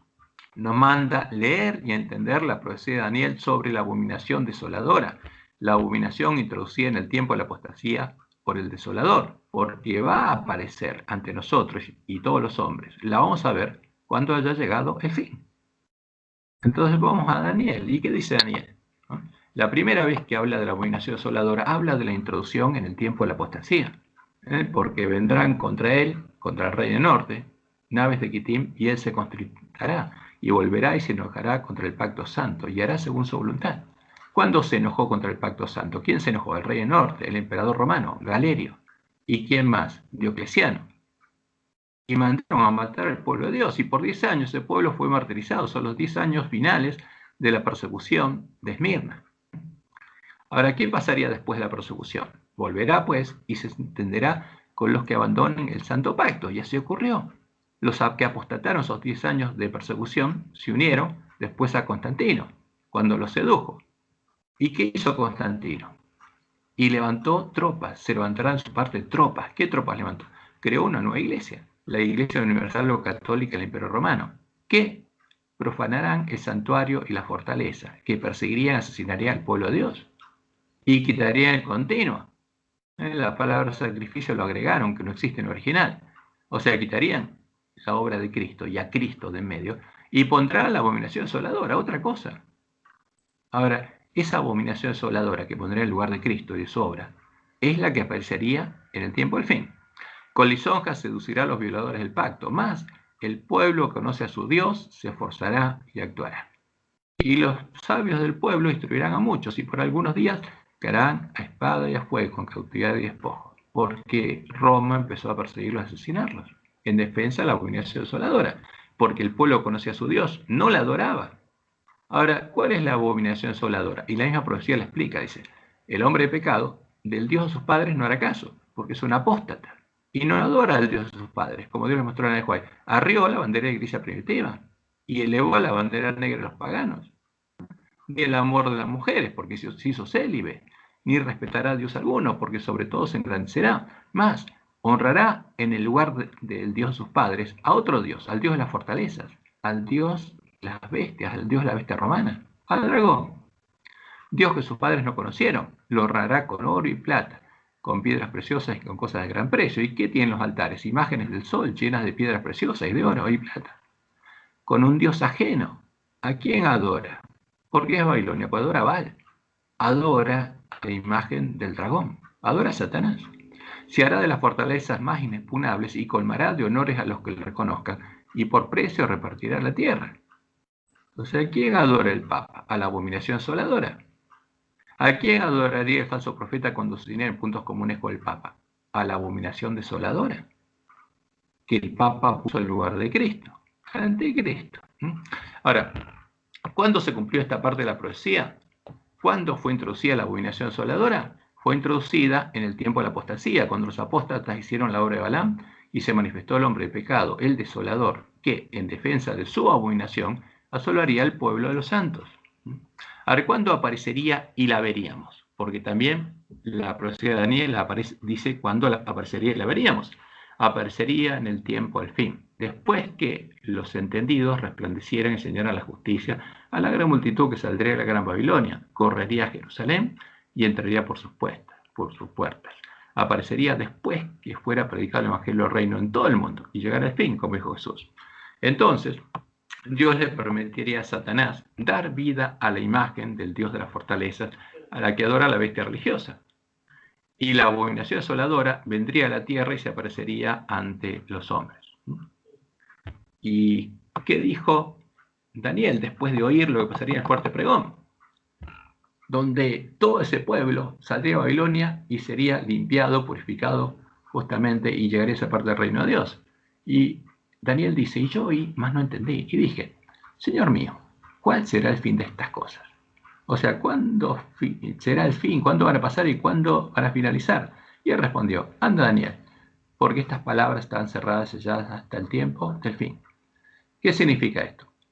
Estas palabras están cerradas y selladas hasta el tiempo del fin. Hasta que no sean abiertas, no se va a cumplir la profecía. Y el pueblo antista no lo entendió. Y por supuesto, como estaban cerradas y selladas hasta el tiempo del fin, no podía entenderlas. Porque no entendía un montón de cosas y las aplicó mal. Y pensó que esto se había cumplido antes, pero no se puede cumplir hasta que sea abierta y el pueblo lo entendiera. Pues es la promesa de Dios, porque no hará nada Jehová el Señor sin que revele sus secretos a sus siervos profetas. Y él anunció, y él dijo que antes que saliera a luz, él nos las haría notorias. Tendríamos que entenderlas y tocar trompeta en Sion, después de entenderlas, antes que sucediera. Y por eso estas palabras estaban cerradas ya el tiempo del fin. Ahora, ¿qué pasaría en el tiempo del fin?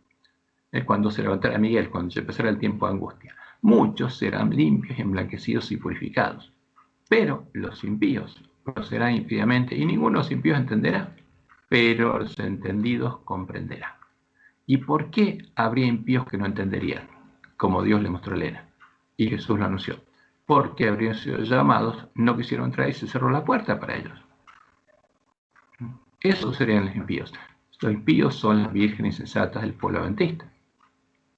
Pero los entendidos, las vírgenes sensatas, los sellados del pueblo de Dios comprenderán. Ahora, ¿y qué pasaría? Y desde el tiempo en que se ha quitado el continuo. ¿Quién quitaría el continuo? Dios lo quitaría. Porque ahora, cuando uno lee toda la profecía, hasta el capítulo 11, habla del Rey del Norte y la obra del hombre de pecado. Pero en el 12 habla de la obra de Dios. Y lo que está acá es lo que Dios va a hacer. ¿Cuándo sería quitado el continuo? Cuando se cierran las puertas para las vírgenes insensatas. ¿Quién va a cerrar las puertas? ¿Satanás o Dios? Dios. Se acaba el continuo. Se acaba el tiempo de gracia para el pueblo de Dios. Y a partir de ese momento, hasta que venga la abominación asoladora, fíjense que es todo el tiempo que va a haber durante el fuerte pregón, habrá 1290 días, dice la profecía. Y después termina diciendo, bienaventurado el que espere y llegue a 1335 días. ¿Qué va a pasar en ese momento? El pueblo de Dios va a recibir la bendición. Y ese evento Dios se lo mostró a Elena. Y lo vamos a ver después, cuando tengamos tiempo. Y le dice a Daniel, y tú irás hasta el fin, y reposarás y te levantarás para recibir tu heredad al fin de los días. Ahora vamos a ver rápidamente esto, porque lo importante es entender qué es la abominación asoladora. Y esto lo podemos ver después detalladamente cuando entendamos las fiestas solemnes de Jehová. Entonces, como podemos decir, Daniel se habla de tiempos.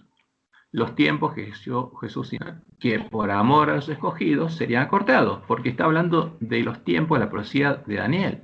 Y Jesús dijo que esos tiempos, por amor a los escogidos, serán acortados, porque hay tiempos.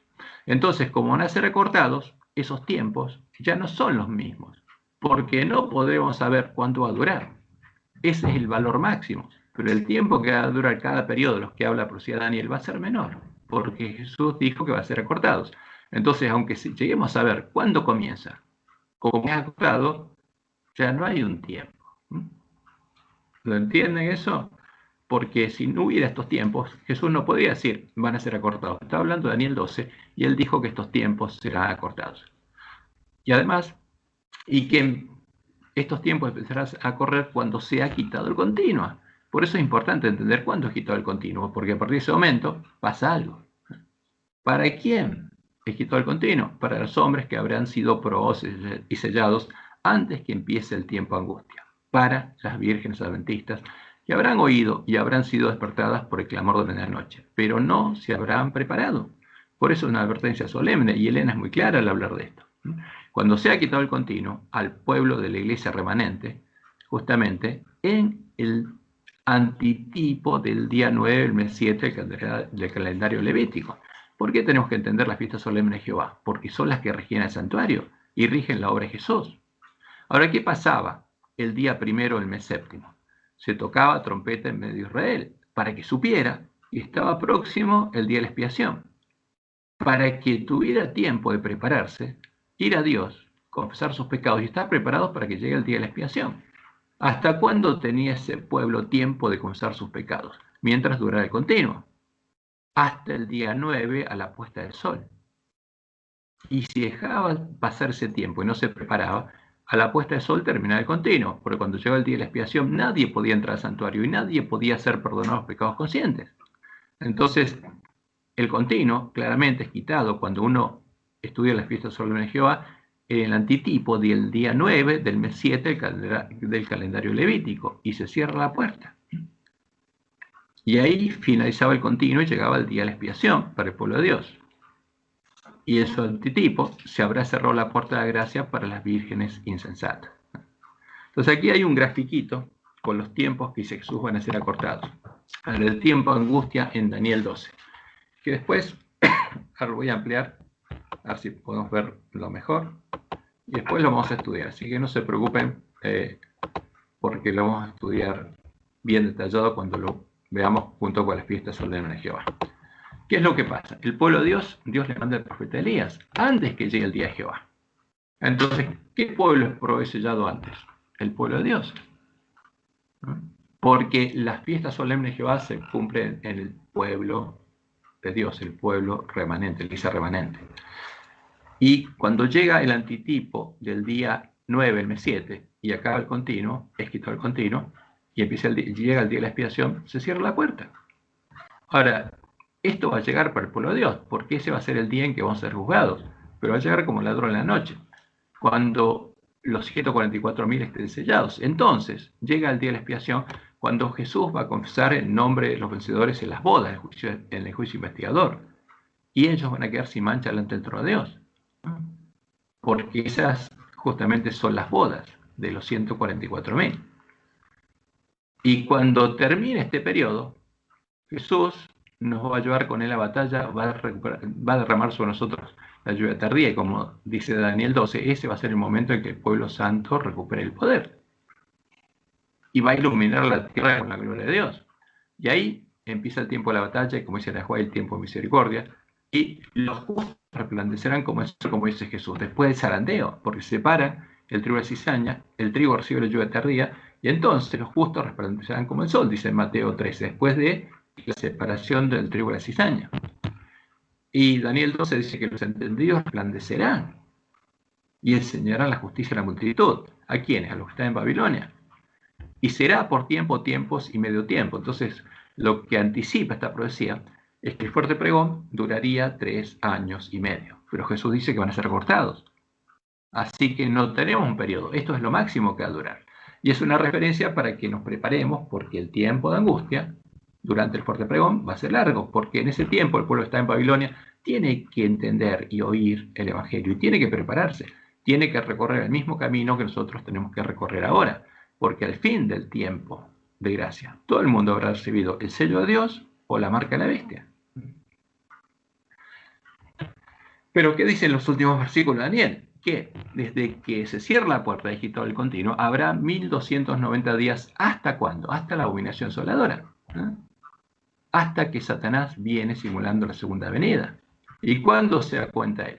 Cuando ve que llegó el fin. Él se da cuenta de cerrar la puerta. Y que entonces ya hay una gran multitud de sellados, y Jesús tiene que confesar el nombre de esos vencedores de las bodas, porque ahora llega el día de la expiación para ellos. Durante este periodo, como Dios le mostró a Elena, Jesús va a seguir oficiando el continuo a favor del pueblo que sale de Babilonia. Y cuando todo esté sellado, cierra la puerta, tiene que confesar el nombre de todos los vencedores de las bodas, en el juicio investigador, para que si mancha delante del trono de Dios, y todos los pecados confesados en todas las épocas queden sobre el santuario. Y después de eso, el santuario será purificado, y Jesús saldrá al santuario, y empezarán a caer las plagas. Pero cuando Satanás vea que este momento llegó, porque él ve lo que nosotros no vemos, va a venir, porque sabe que ahí sí puede venir. Y después, bueno, viene el tiempo de angustia de Jacob, y después vienen las plagas, hasta que bienaventurado, dice la profecía, hasta que llegue el momento en que Dios haga secar el río Éufrates, resucite a los que predicaron fuerte pregón y murieron predicándolo, y los impíos abran los ojos, y Dios bendiga delante de ellos a su pueblo. Ahí se produce la resurrección especial, y Dios bendice y libera a su pueblo. Y los impíos abren los ojos, se dan cuenta del engaño, y se vuelven, y como dice la profecía, ellos mismos les dan su castigo a la ramera.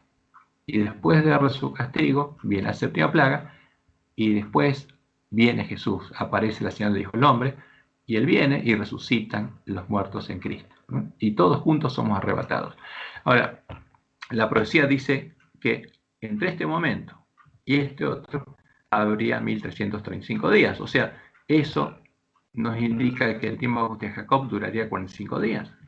Pero todos estos tiempos serán acortados. Por eso, esta es una indicación que nos sirve a nosotros, y que cuando vemos en la historia se cumplió exactamente en el tipo este. Después vamos a ver cuál es el tipo. Entonces hay muchas formas de entenderlo, pero esto es lo que anuncia la profecía de Daniel. Esto es lo que Jesús anunció, que leamos Daniel, y que los tiempos definidos en Daniel serán acortados, y que la abominación asoladora es la que aparece cuando llega el fin, después que llega el fin. Porque aquí llegó el fin.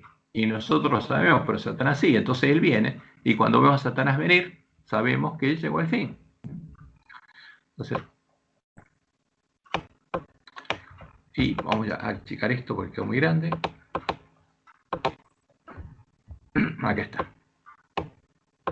Entonces, Dios reveló claramente esto, y reveló que los adventistas que no hayan recibido el sello de Dios, los hombres y vírgenes insensatos, serán los impíos que actuarán impíamente al tiempo de angustia, y ninguno de ellos podrá entender.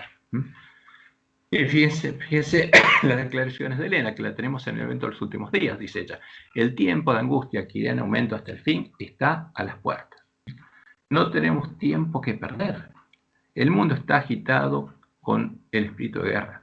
Las profecías del capítulo 11 de Daniel casi han alcanzado su cumplimiento final. ¿Por qué? Porque esto ocurriría en el tiempo de preparación. Fíjense, las profecías del capítulo 11 de Daniel alcanzarían su cumplimiento final antes que llegue el tiempo de angustia. Y están ocurriendo ahora. Y lo que estamos viendo justamente es el cumplimiento de las profecías del capítulo 11 de Daniel 11:40 al 45. Ahora, ella nos dice, leamos y estudiemos el capítulo 12 de Daniel, que habla del tiempo de angustia. Es una advertencia que todos necesitaremos comprender antes del tiempo del fin. ¿Por qué? Porque después ya se habrá cerrado la puerta. ¿Y qué pasa? Y las insensatas dijeron a las prudentes, las vírgenes, dadnos de vuestro aceite porque nuestras lámparas se apagan. Todas fueron despertadas. Mas las prudentes respondieron diciendo, para que no nos falte a nosotras y a vosotras, id más bien a los que venden. ¿Por qué? ¿A quién le compraron las vírgenes prudentes? Al testigo fiel y verdadero. De él compraron. Y comprad para vosotras mismas. Ahora, el problema es las vírgenes insensatas que fueron a comprar. ¿Pero a quién les fueron a comprar? No a Jesús. Pero mientras ellas iban a comprar, vino el esposo. Y las que estaban preparadas entraron con él a las bodas. Y se cerró la puerta. ¿Para quién? Para las vírgenes, no para el pueblo que está en Babilonia. Después vinieron también las otras vírgenes diciendo, Señor, Señor, ábrenos. Mas él respondiendo dijo, cierto que no os conozco. O sea, ¿por qué me hablan? No las conozco. Pero ellas le van a decir, Señor, Señor, ¿cómo que no te conocemos? Y dice Elena, los nombres de los que firmemente esperan y anhelan vigilantes la aparición de su Señor y velan por ella, más ferviente y anhelosamente que los que esperan la mañana, se cortarán entre los sellados. Los que pueden disponer de toda la luz de la verdad que brilla sobre sus almas. ¿Por qué? Porque sobre las vírgenes, cuando viera escuchar el clamor de medianoche, brillaría toda la luz de la verdad. Pero tendrían que tener fe. Debieran obrar de acuerdo con la fe que profesan, pero son hechizados por el pecado, albergan ídolos en su corazón, corrompen sus almas delante de Dios y mancillan a los que se unen con ellos en el pecado. Sus nombres serán borrados del libro de vida. O sea, Jesús no puede confesar sus nombres. Y serán dejados en la oscuridad de la medianoche, sin aceite en sus vasijas juntamente con sus lámparas. O sea, ella es clara. Esto pasa con nosotros antes que empiece el tiempo de angustia. Cuando ponemos línea sobre línea todas sus palabras proféticas, vemos que Jesús le indica al ángel de la Odisea, a las vírgenes dormidas, que luego de despertarse deben comprar de él y no de los hombres que venden en la Odisea oro refinado en fuego y vestiduras blancas para vestirse, para poder estar preparados y entrar con él a las bodas. Por eso podemos ver que el problema de las vírgenes y hombres insensatos es que, después de oír las palabras de Jesús, no las hicieron. No arreglaron sus lámparas, no buscaron ni encontraron la puerta estrecha, no llegaron a conocer al santo, al verdadero Jesús. Fueron engañados por los lobos vestidos de ovejas y siguieron al falso Jesús. Entraron por la puerta ancha, recorrieron el camino espacioso que lleva a la perdición y se convirtieron en hacedores de maldad. Porque eso es lo que va a pasar, esos son los impíos que no van a entender. Por eso Jesús es claro, y por medio de Elena se nos dio una indicación clarísima respecto a que esto se refiere a nosotros. Jesús, en el Sermón del Monte, la última parte, está hablando de la última generación de su pueblo, y nos dice, entrad por la puerta estrecha, porque ancha es la puerta, y espacioso el camino que lleva a la perdición, porque en ese tiempo va a haber otra puerta, y Jesús es la puerta. En la puerta ancha es el otro Jesús. Y muchos son los que entran por ella. Ahora, no van a buscar el verdadero, ¿Y a quién van a conocer? Al otro, pero no el verdadero. Por eso Jesús le dice, no os conozco, porque estrecha es la puerta y angosto el camino que lleva a la vida, y pocos son los que la hallan. ¿Quién la busca? Los que tienen hambre de justicia, y arreglan sus lámparas y la buscan y la encuentran. Por eso Jesús dice, guardaos de los falsos profetas que vienen a vosotros, ¿a quién? A la iglesia remanente, con vestidos de ovejas, disfrazados de adventistas del séptimo día, pero por dentro son lobos rapaces. ¿De dónde vienen? De Babilonia. Son los siervos de Jezabel, que tienen que impedir que la iglesia triunfe. No todo el que me dice, Señor, Señor, entrará en el reino de los cielos, sino el que hace la voluntad del Padre que está en los cielos. Muchos que, adventistas, me dirán aquel día, Señor, Señor, ¿no profetizamos en tu nombre? ¿No predicamos en tu nombre? ¿Y en tu nombre echamos fuera demonios? ¿Y recibieron poder? Sí. ¿Y en tu nombre incluso hicimos muchos milagros? Porque los que entren por la puerta ancha van a hacer esto. En cambio, como Dios le mostró en el Juárez en el tiempo de prueba, los que entren por la puerta estrecha no, porque Dios no va a hacer ninguna de estas señales que sí va a hacer Satanás en medio de la iglesia adventista. Y entonces les declararé, dice Jesús, nunca os conocí, apartados de mí, hacedores de maldad. ¿Hijos de quién? Del Padre de maldad. Por eso le dice a la Virgen insensata, nunca os conocí. Y dice Elena, en Testimonios para los Ministros, página 123, se me ha señalado y indicado que os señalara, entre otros, el capítulo 7 de Mateo, estas palabras. Necesitáis estudiar cada palabra como si de ella dependiera vuestra vida, porque nuestra vida depende de esto. Especialmente prestad atención a estas palabras. Cualquiera, pues, que me oye estas palabras y las hace, porque así sigue Mateo 13, le compararé a un hombre prudente que edificó su casa sobre la roca, sobre la peña. Y descendió lluvia, y vinieron ríos, y soplaron vientos, y combatieron contra aquella casa, y no cayó. ¿Por qué? Porque estaba edificada sobre la peña, sobre la roca. Y cualquiera que me oye estas palabras y no las hace, ese es el problema. Porque las vírgenes van a oír estas palabras, el clamor de medianoche, y no las hace. Le compararé a un hombre insensato que edificó su casa sobre la arena del mar, no sobre la roca. Y descendió lluvia, y vinieron ríos, y soplaron vientos, y hicieron ímpetu en aquella casa, y cayó, y fue grande su ruina.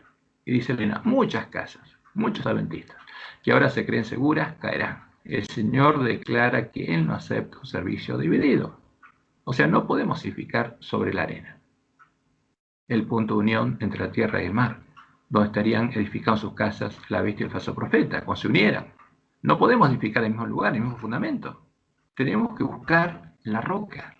Tenemos que buscar y entrar por la puerta estrecha al reino de Dios.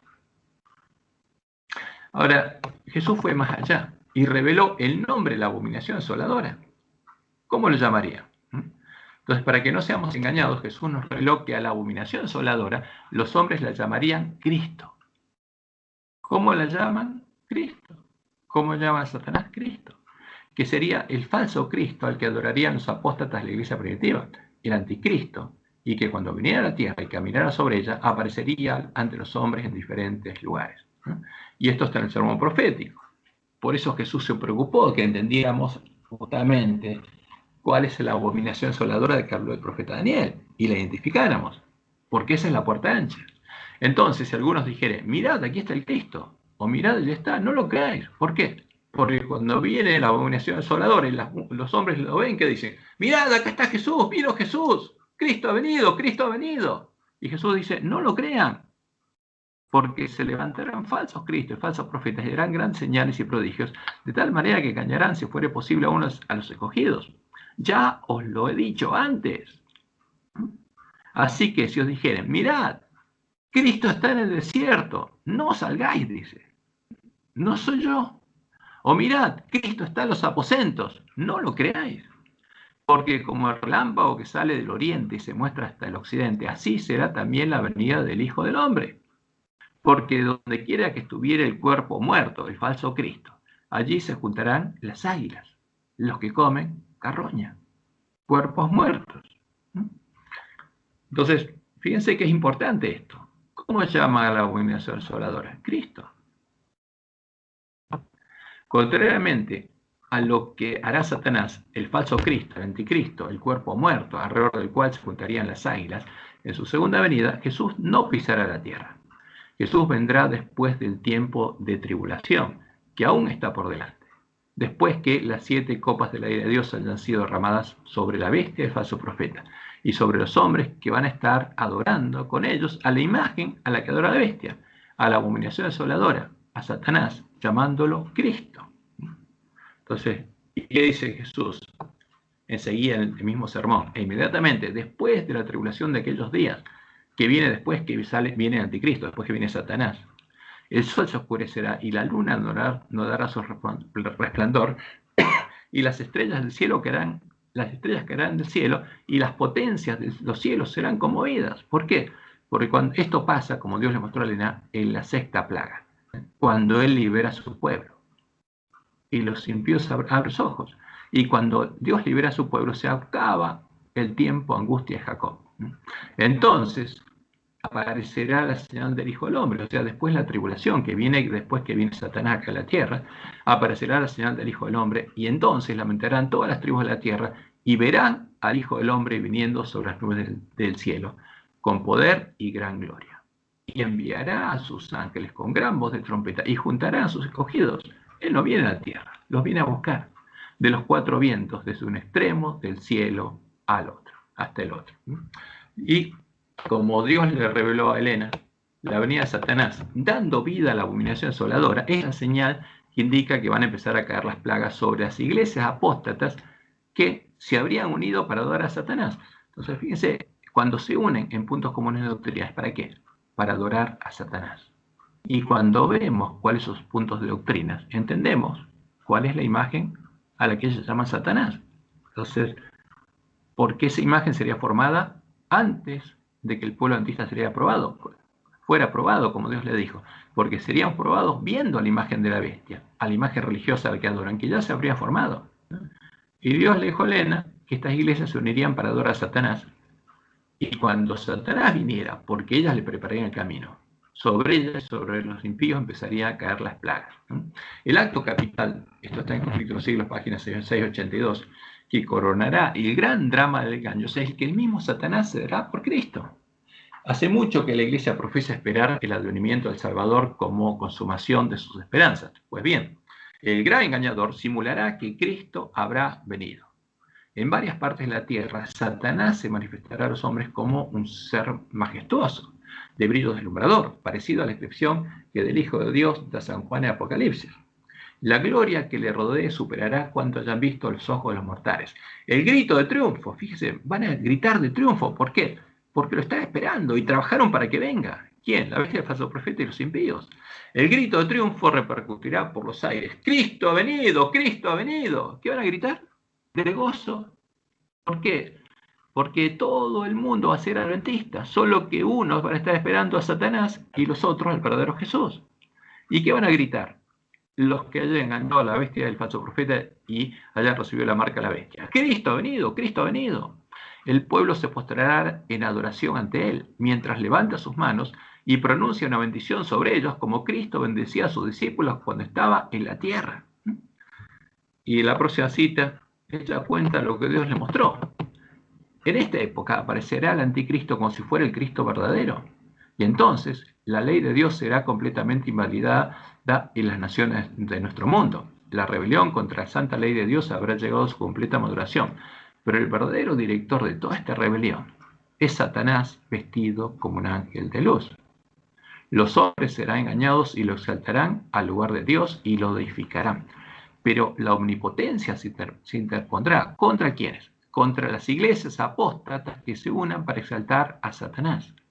El objetivo del movimiento ecuménico es unirlas para exaltar a Satanás y preparar el camino, eso es claro.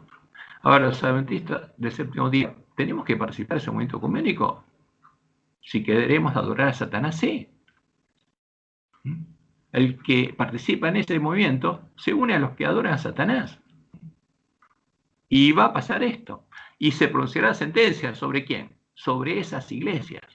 Sobre la bestia del falso profeta que engañó al mundo entero y le prepararon el camino a Satanás. Por lo cual, en un solo día vendrán sus plagas, porque las plagas son para esas iglesias que adoran a Satanás y le preparan el camino. Vendrán sus plagas, muerte, llanto y hambre, y será quemada con fuego, porque poderoso es Dios el Señor que la juzga. Y en Apocalipsis 6, 1 y 2 escuchamos: oí una gran voz que decía desde el templo a los 7 ángeles: id y derramad sobre la tierra las 7 copas de la ira de Dios. Fue el primero y derramó su copa sobre la tierra, y vino una úlcera maligna y pestilente. ¿Sobre quiénes? Sobre los hombres que tenían la marca de la bestia, ya la tenían, y que adoraban a su imagen. Aquí estaba adorando a Satanás. ¿Y cómo lo llamaban? Cristo. Por eso sabemos que la imagen a la que adora la bestia y el falso profeta es la abominación asoladora de que habló el profeta Daniel, y es la imagen de Satanás a la que llaman Jesús.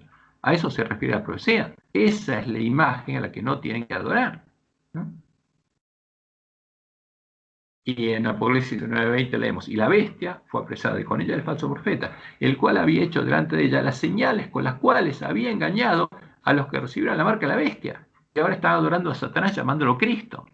Y habían adorado su imagen, ¿a quién? A Satanás, llamándolo Cristo. Cristo ha venido, Cristo ha venido. Estos dos fueron lanzados vivos dentro de un lago de fuego que arde con azufre. Y acá claramente esta es la puerta ancha, porque la bestia y el falso profeta son los que entraron por la puerta ancha, una habitación de demonios, y buscan que todo el mundo entre por la puerta ancha. Ahora, ¿y a qué vienen los lobos disfrazados de oveja al pueblo antista? Hacernos entrar por la puerta ancha. Y por eso Dios nos advierte claramente: cuidado. A Satanás, la bestia y el falso profeta, lo llama Jesús, y es la abominación asoladora que empezó a adorar el hombre del pecado desde el tiempo de la apostasía. Y vean cuál es. Ahora, viendo cuál es la abominación asoladora, claramente sabemos cuál es la imagen de Satanás, cuál es Anticristo. Pero al verdadero Jesús, a la puerta estrecha, tenemos que buscarla. Y para eso tenemos que arreglar nuestras lámparas. Entonces, como podemos ver, la revelación de Dios es clara. Satanás, el anticristo, es el Jesús al que adoran la bestia y el falso profeta. Es la imagen a la que adora la bestia religiosa desde el tiempo de la apostasía. Es la abominación asoladora de que habló el profeta Daniel. Por eso, como vírgenes sensatas que tienen aceite en sus vasijas juntamente con sus lámparas, debemos arreglar nuestras lámparas y buscar al Jesús verdadero, al que es la puerta estrecha y el camino espacio angosto que lleva a la vida, y no entrar por la otra puerta. Y tenemos que buscarlo hasta encontrarlo. Y eso es importante, porque eso es lo que tenemos que hacer cuando nos despertamos, y mostrarle a nuestros hermanos qué está pasando. Ahora, ¿cuándo fue formada la imagen de la bestia?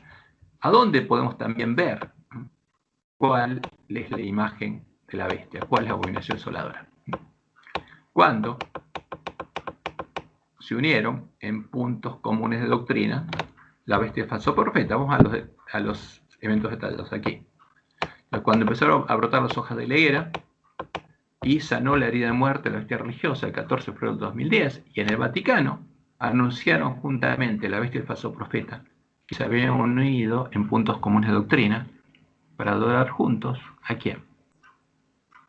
A la imagen de la bestia. Y ahí está, esa profecía se cumplió. Y vamos a ver esto claramente, y eso nos va a abrir los ojos. Porque esa es la función del clamor de medianoche. Pero por supuesto, eso nos va a mostrar que tenemos que arreglar nuestras lámparas, porque el tiempo está cerca y tenemos que prepararnos. Y como dice Jesús, tenemos que actuar como hombres y vírgenes sensatas y buscar hasta encontrar. Y después que nuestras lámparas iluminen el camino, seguirlo. Y que nuestra fe no falte, para que podamos llegar al fin del camino y recibir el sello de Dios. Bueno, ese es justamente el mensaje que tenemos.